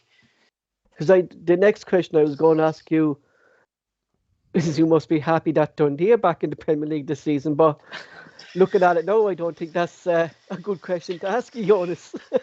Come on, I don't really get much enjoyment from that, to be honest with you. I know you boys it's a different kettle of fish for you lads, but I just don't enjoy that. But the build up where I work in like a sort of merchant environment as well. So I've got loads of Dundee. Like, one of our biggest clients are a family of Dundee fans and stuff like that, and it's just, I had to face them when they relegated us in 2016. I had to take 2 days off work and everything, so it's just it's just one of those things. Like, I could be doing without it, to be honest, but now that they're up, it's good for the economy. But it's good, it'd be good for your city. Like, do you know what I mean? Like, it'd be good for the area, Mac, to have that derby. Good for as well. We spoke about before about when we spoke about the commitment to players. Do you know how, even if it doesn't matter if it's Celtic, Rangers, Dundee United, the passion that these derbies bring out in the whole community in the area, it's good. It's good for the league. It's good for the Scottish game as a whole. I think that Dundee's back up, and it's getting rid of that terrible Kilmarnock pitch out the top league. Exactly. Joonas, what would be the financial situation between the two clubs? Is it similar, or would be Dundee United be slightly ahead with your American owners involved? Well, they've got American owners as well, and they've been quite conservative. I wouldn't really like to try and make assumptions on what their finances are like compared to ours. I don't think anybody's finances after the year that they've had with no gate revenue, no hospitality revenue, no match day income. I don't think anybody's finances will be looking particularly fantastic, if we're being honest. Like, and especially next season, like being back in the Premiership, like, it's good for the two teams as well. Like, considering the pandemic we had last season, Joonas, it's good that they'll have a better group of fans coming into these league games that now it's in the Premier League as well. Right, well, like I say, at least we don't have to worry about Hamilton bringing their 25 supporters on a Saturday or whatever, or what I mean. It's What is this? What's going on here tonight?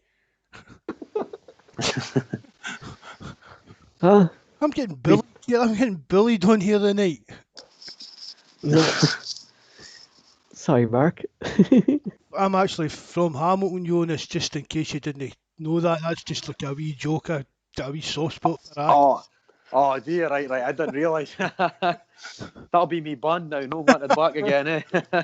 You can slag Celtic that off, but don't slag Accies. Like, Michael, considering what happened in the last couple of days at Dundee United, like, do you still expect them to stay up, and how do you think Dundee will form in the league next season? I think Dundee and Dundee United will both stay up easy next season. And I think United, as long as they get the right appointment, like John Hughes, they'll get better and they'll be above Dundee. But if they get the appointment wrong, like it says, Dundee will exactly. Both clubs are terrible. It's not just, you've got Dundee against Dundee United, Hearts, Hibs, you've got Wraith against Dunfermline, Ayr against Kilmarnock. There's loads of derbies that have been made this year with people getting relegated and promoted. So Scottish football's in a good place. People going about it financial and that, but as an actual TV package regarding the games that are available, I mean, it's really good. I think it's in a good place. Yeah, that's the next we're talking about, Mark, is like, will all these derbies coming back in to the Premier League next season? Scottish football it will be in a good place next season for new viewers. Won't they, having all these derbies back in the Premier League next season? It'll help the viewing figures, but it's not going to help financial. The clubs are that financially through the television deal. Mm-hmm. You want to see your thoughts on all these derbies coming back? Will it'll make it more competitive though, Jonas, won't it? Yeah, that was missing for the last couple of years, hasn't it? These derbies, well, like I say, I mean, in terms of a game to actually go to, it is a better game to go to than probably going away to Rugby Park or something like that. You know what I mean? Because at least you know that you're going into a decent atmosphere and stuff like that. It's a horrible 90 minutes to have to be involved in, but it is better than, like you say, you do look forward to it more than you would a trip to Kilmarnock. I'll not mention the other team in Kent's Mark throws me off this chat or something,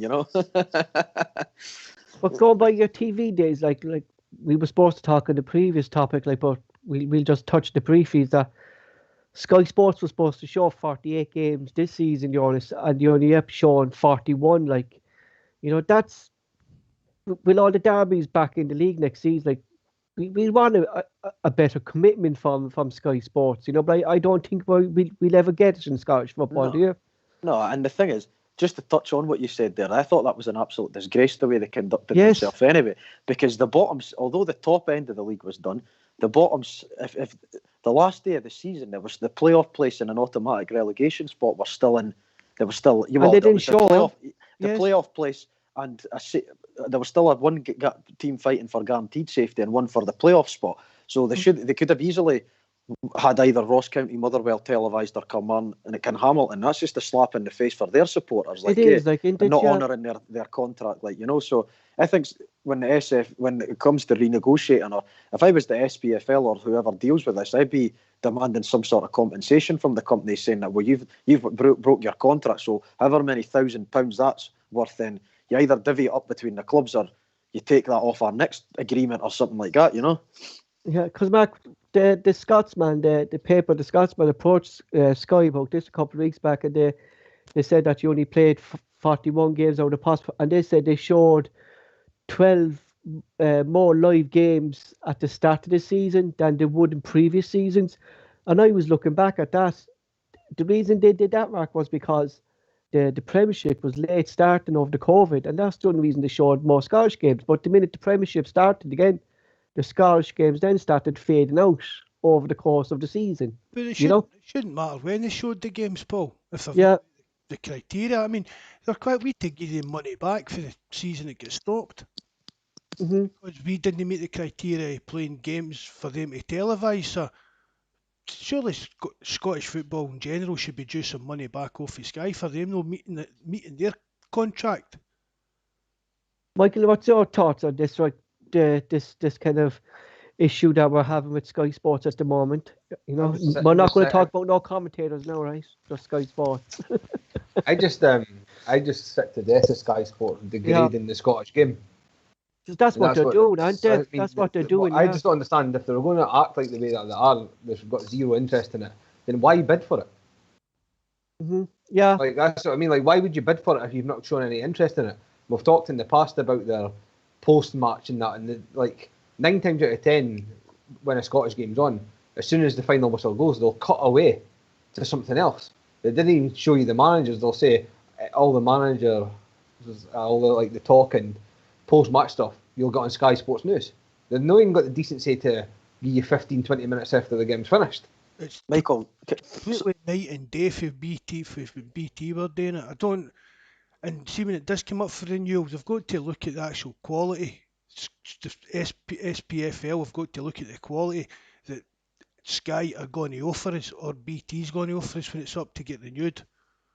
You just need to look at the pundits. How biased they are, Mark. I mean, not just the Celtic, but to the likes of Dundee United as well. They've been biased when they've been playing certain teams as well. Sky Sports will have the same commentators on, and they'll say the same things, nothing bad against Rangers again on it. You know what I mean? So that has to be looked at as well by the Scottish FA, you know.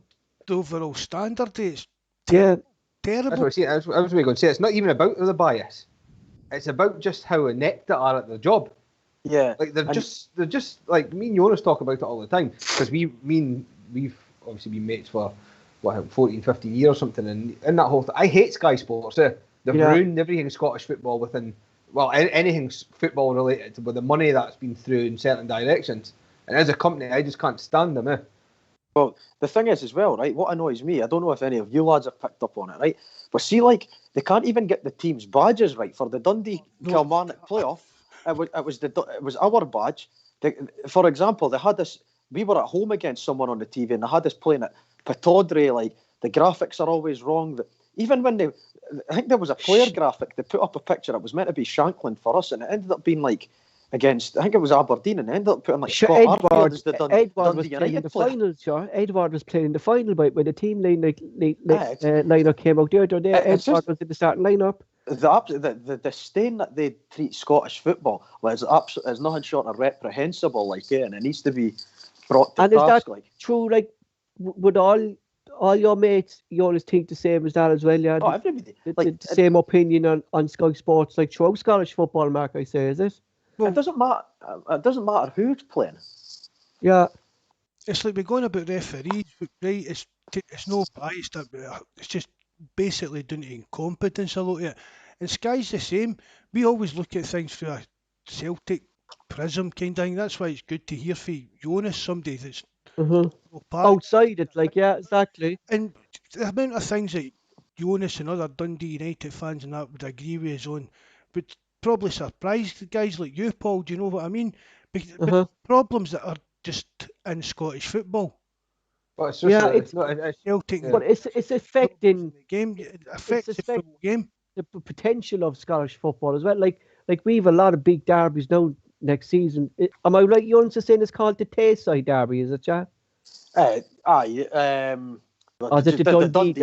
Dundee Derby, because sounds more tougher, don't they? They do. Say, like, I think Sky Sports or BT, some of them market it as the Tayside Derby, but just in the city, we just call it the Dundee Derby. Yeah, you know? so like the Tayside Derby is St Johnstone as well in that. Dundee versus St Johnstone and United versus St Johnstone. That's like us Derby. and Patrick Thistle, so Michael, is this? Yeah, it's exactly the same as that. But going on Sky Sports just before we end up moving on, it's not just football or Scottish football that they've ruined.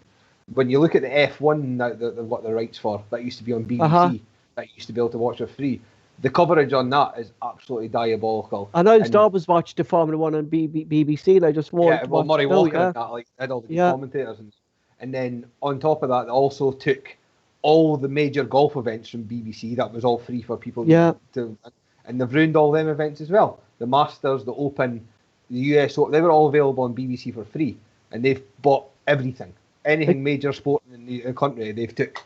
Like, yeah, they're ruining like sports, Mark, for the average man in general to be able to afford stuff, like, aren't they? You know? That's it. If you want to watch something, you need to pay for it. And exactly. It's not, Mikey's saying there, it's not right. You know, you honest. What do they call it? The monopoly. It's like a monopoly they've got. That's what I mean. You pay a TV license just for watching BBC, and they've not even got any rights to anything now. You know what I mean? Like, Sky should be paying your TV license because they've got everything. That should be part of your package. That's true. Are you still? Are the fans, Joonas, still expecting a top 6 finish or even push on a bit further next season? Well, that just comes with the stature of the club. Yeah, you know what I mean. That's not even something that's debated. Like, and again, I'm not trying to. This is not me trying to talk about in an arrogant sense, being like, "Oh, we're Dundee United. We should automatically be this, that, and the next thing." I'm not meaning it like that. I'm just meaning from the fact that we're probably you can argue 5th or 6th historically biggest club in the country, and we've always been good players, and we've always spent reasonable money, and we've got a decent sized fan base. We should be expecting to be competing towards, like, we should be challenging in the top 4. And like I say, it might not happen straight away because this will only be our 2nd season, but it's certainly something that the club has to be aiming for. Exactly. It doesn't help then either after kind of one season again that another manager kind of leaves just before pre-season as well, you understand it? Yeah, I mean, we've had this for years. Even in the Championship, it was a rebuild near enough every year. So Jeez. I think I was speaking to Michael before. I think it's something like, someone might correct me on this on Twitter later, but I think, if I'm not mistaken, it's something like 26 managers in the last 25 years. Now, I've been watching United for about 22 years, and I can't even remember half the managers. You know what I mean? It's mental when you say it like that, you know? That's unreal, Mark, isn't it? The amount the managers torn over there, isn't it? Just, it was like, Dundee United for me they've never really got over like Jim McLean's era. It's a bit like Manchester United with Alex Ferguson. Uh-huh. I mean, I've said to you, Paul, when we first spoke about Dundee United, you're over in Ireland, you maybe don't realise it, but for me, Dundee United are historically a really, really big club, and I'd have put them a bit higher up than 5th or 6th, Jonas. I'd have them a wee bit higher than that. But they've never get over what Jim McLean done for the club, and a lot of the older fans have always been kind of holding that against these managers that came in. And they've had some good managers over the years, but they've just stability. It's either been problems with the manager or there's been problems behind the scenes, and that's just kind of been what Dundee United's been like for a good few years now. Mm-hmm. So we're going to move on, and we're going to get Jonas's kind of take on this, as well as an outside viewer of the way Celtic have responded to the Celtic Trust proposal of shares in Celtic. So the Celtic PSC board, in the form of the Company of Secretary, has responded to the formal proposal put by the Celtic Trust to them to offer shares to 2000 and 2001 season ticket holders by the way of their obligation to provide added value, as per their statement dated on the 23rd of the 6th, 2020. So basically, Celtic have replied back to them saying there will be no added value to season ticket holders of the 2021 season. Celtic have already given them their added value to them by providing a constant stream of League Cup games, 2 extra friendly matches, and 2 delayed European games and online programs. Mark, where's this added value that they're saying they already got, you think? Is that added value? Do you think that? Well, I don't think it was any added value, but I didn't buy a season ticket, so it's not really my place to complain about it, though I can understand why people are upset about it, because I think what annoyed most people was the actual quality of the streaming, that, Paul. Yeah, because even on the forum there, like when we were watching the forum, and the lads who watch it on Celtic TV, we were actually ahead of them, Mark. I mean, people are, know what I think it's happened. I've seen somebody on Twitter saying something about it. If Netflix can stream to millions of people, surely Celtic should be able to stream to 50, 60,000 people. So maybe because this season, Mark, there was... I don't think they upgraded the software, they're streaming, whatever it is. God, Malky McCoy's first speaking of that, the whole system needs to be modernised. So maybe they're probably still using Windows 7 inside Celtic Park, like they... See, like, how many people usually... It crashed, like, yeah. See, for exactly. People, it's normally been set up to stream for, what is it, they say, out with the UK and Ireland, isn't it? The people in America, Australia and that. I think that they didn't upgrade it, so they've just kept it streaming at that kind of level and not upgrade it how to do it, and it's just caused problem after problem. Mm-hmm. But Michael, what's your sorry? People would have moaned as much if they'd won the 10 in a row. That's true, like, in this. It's just because the season that we had last season, Mark, in this, you know? I think that maybe be part of it. Everybody's in a bit of a downer. Moan about in that. Michael, your thoughts on, like, first of all, the Celtic Trust wanting the shares and back from Celtic as an added value for last season. You know, what's your thoughts on that? I've not really got much to say on it, if I'm being honest. Like you say, I just think that's the least. This is like, I understand how maybe some season ticket holders are perplexed in the season that they just went ahead in that, but Celtic have got bigger priorities and scrambling about stuff like this. Like, we had a previous season ticket holder, Mark, and his concern, Michael, was like just getting into the stadium next season. That was his main concern, wasn't it, Mark? That was his main concern, getting into the stadium next season to see Celtic play. Welshie. Yeah, That's all that Welshie cares for. That's you know. if he was on, I think he's actually working tonight. That's how he's known the live chat and that. But if Welshie was here, he'd come on and say, he'll be buying his season ticket. As long as he can afford it, he'll be buying it. And Mhm. everybody says that.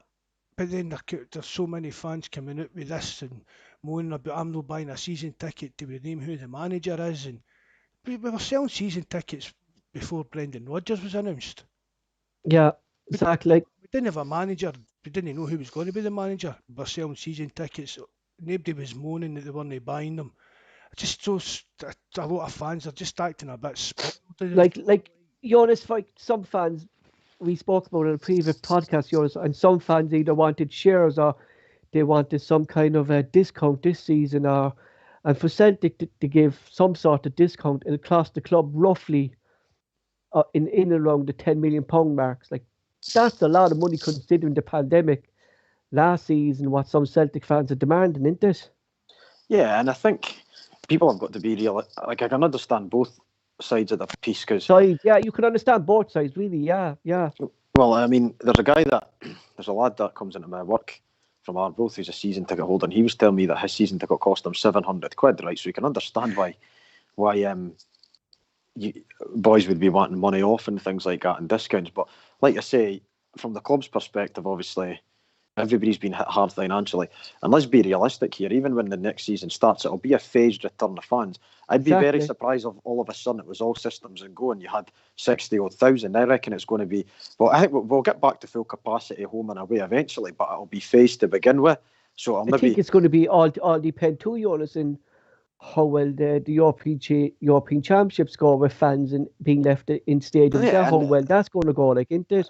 The thing is, yeah, exactly. And then the thing is, the way all the stuff in Scotland's going, like with the vaccines and everything, like over like nearly 4 million people have had it. So, like, I mean, we're getting through it. But like I say, there will be, to start with, it'll be a phased return. So it'll be a while before we see it lifted completely. Like, you know what I mean? So even then, it's maybe going to be okay for clubs like ourselves because we've sold, I think, 4,150 or 1,035 season tickets or something along their lines.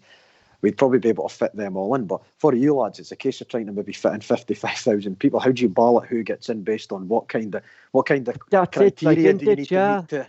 What kind of criteria? You'll have the boys that pay the biggest money saying, well, I pay £700 a month, so I should be at the front of the queue. But then if someone that's got a cheaper season ticket, how do they decide who merits getting in over who? It's just a postcode. Use people closer to the stadium to cut down on the travel for outside areas. I reckon that would be the best way to deal with that.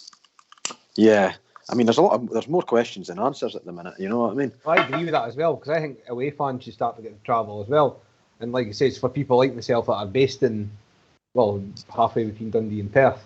I'm not expecting to get right back in right away, and I accept that people closer to Glasgow should get in before me. Like I say, my partner's an NHS nurse, so I take it very serious regarding the spread of this.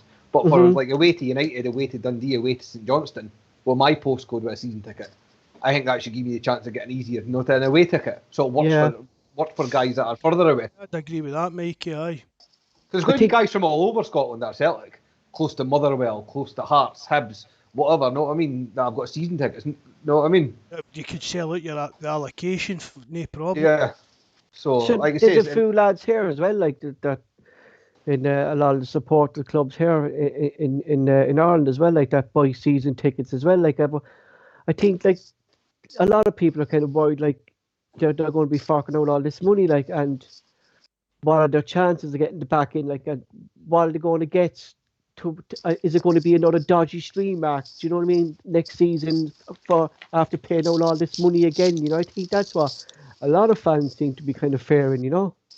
I think for like the fans in Ireland and even down like Welsh's neck of the woods and that, I think it could be a long time. I'm not saying it will not happen this season, but I think it could be the tail end of this season before the fans from further away are allowed back in. So I think it'll be dodgy for them for most of the season at least. And what would you be starting? You know, I know your season ticket holder. Like, so where do you stand in maybe getting back into the stadium? Like, what way Dundee United working? Is it postcode or have this? I know there's only a lesser amount of season ticket holders to Celtic, but it's the same kind of principle. Like you still want to get in there to see your team play, you know.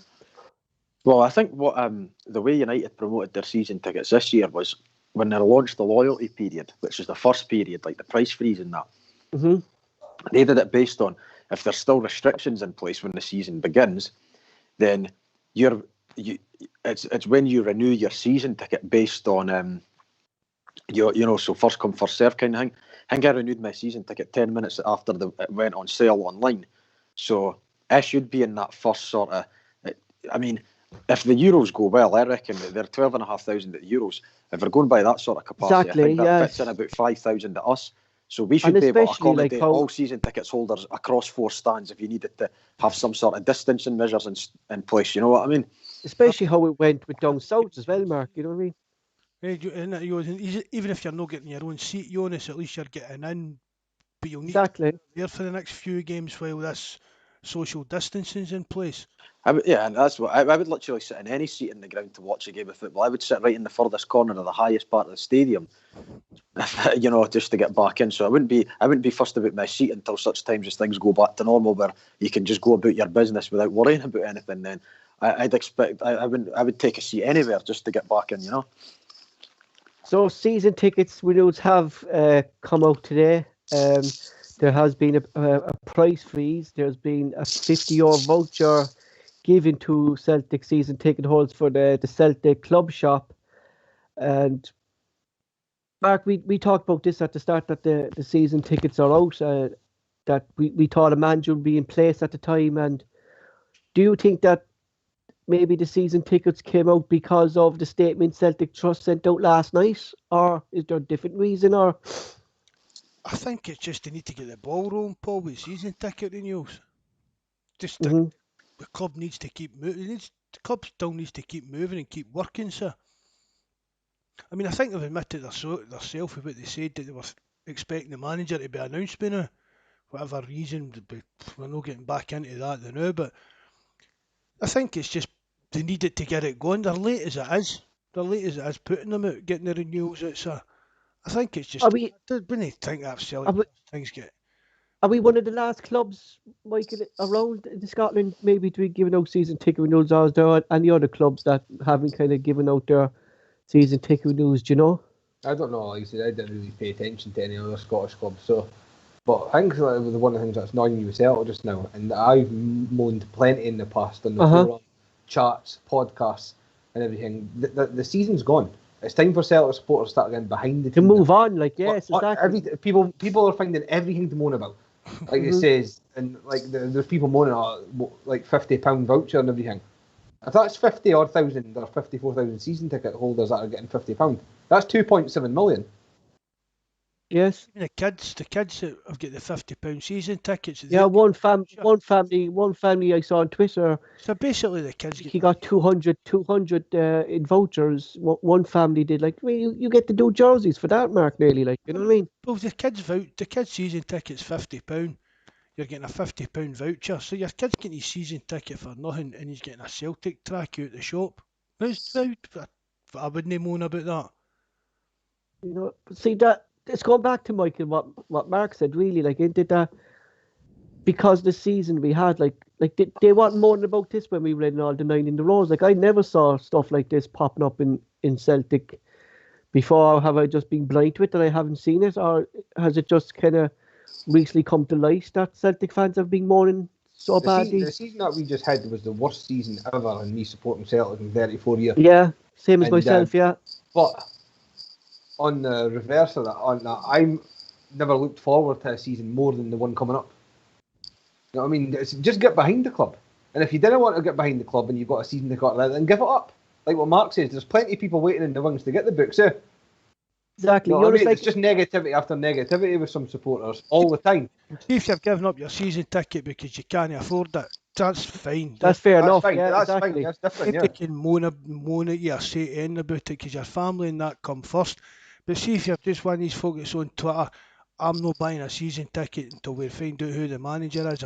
I'll not be back this year because we blew 10 in a row and that. So fine, there's plenty of folk that will buy your ticket. Just when you go. You're right, Mark. Yeah. You don't need to tell us on Twitter. Do you get what I You mean? don't like say. Nobody wants to sit beside fans like that anyway. Oh, No, what I mean, exactly. some of the people I sit the beside kind them. of fans that give a young player a pelters for misplacing a pass. Like, Jonas, it's like it's putting a negativity around the club already, and when we don't need it really after the season we had, like, we want the club to start getting behind the new manager now. Like, there's going to be new players coming in. Like, this is unwanted negativity really from a group of fans trying to stop people from renewing their season tickets, isn't this? Well, yeah, and then the thing is as well, once something like that sets in, Exactly. um, And especially now with social media as well, like, it's so fast getting around, Jonas, isn't it? at the end of the day, like, social media, right, is good for so many things, but also gives people that, like, just complete balloons of society a voice as well. In every aspect of society, not just football. Just it brings out the worst in. Yeah. It brings out the sort of bottom feeders at every sort of angle of society. So you're always going to have that. You'll have that in every support, every workplace. It's just people. You just get people airing grievances, or people that just want. You'll get people that will start fighting in an empty house. But the problem is now they've got a platform to sort of express, to spew their views on. So you get that every single club. Like, it's not any different anywhere. Maybe on a smaller scale, other places, but there's always that. Some people just do it because they like a moan. Some people they just can't bring themselves not to whinge. Exactly, that's it. Like, in this, there's always a group, Mark, out there that have to whinge about something, in this.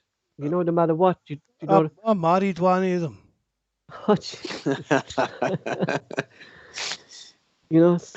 So Joonas is bang on. I've said on the forum for years. Twitter, I go on Twitter for a wee snoop about to catch up and like Celtic news and stuff like that. But interaction on it and that is I think it's maybe an age thing. I can't be bothered with it. As Joonas says, it's just you could say something and there's somebody somewhere has got to disagree with you and want to fight with you. Or no matter how simple a statement you make, somebody will want to slag you off or pinpoint your punctuation, anything to have a pop at somebody. That's what social media is for me.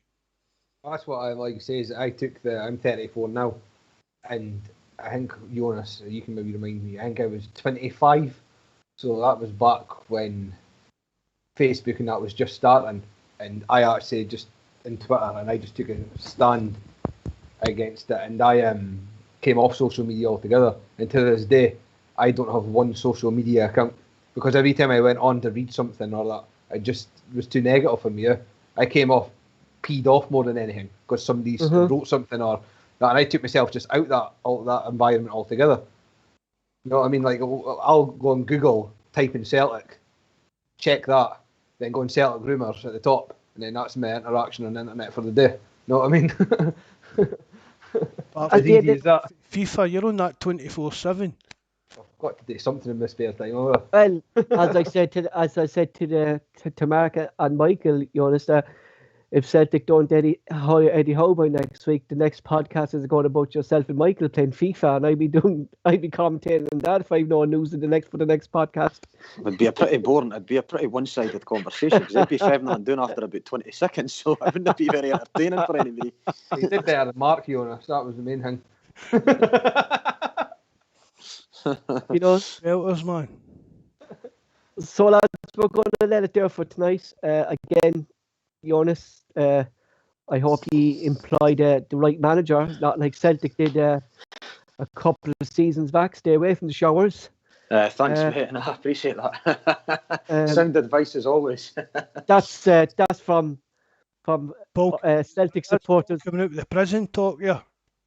You know, but that's from Celtic supporters. You know, we know the link between we have with showers from Celtic. Michael, as always, thanks to you again for coming on. For myself, thanks to the lads in the live chat. Mark, off to yourself. Just the same again. Thanks very much, Joonas and Michael, for coming on again. For brilliant again. Thanks everybody in the live chat for joining us. Remember, subscribe and hit the like button. And as well, you as well, Paul. Thanks very much for everything. Good night, lads. God bless. Hail, hail. Good night, lads. Cheers. Thank you. Cheers. Bye. Bye.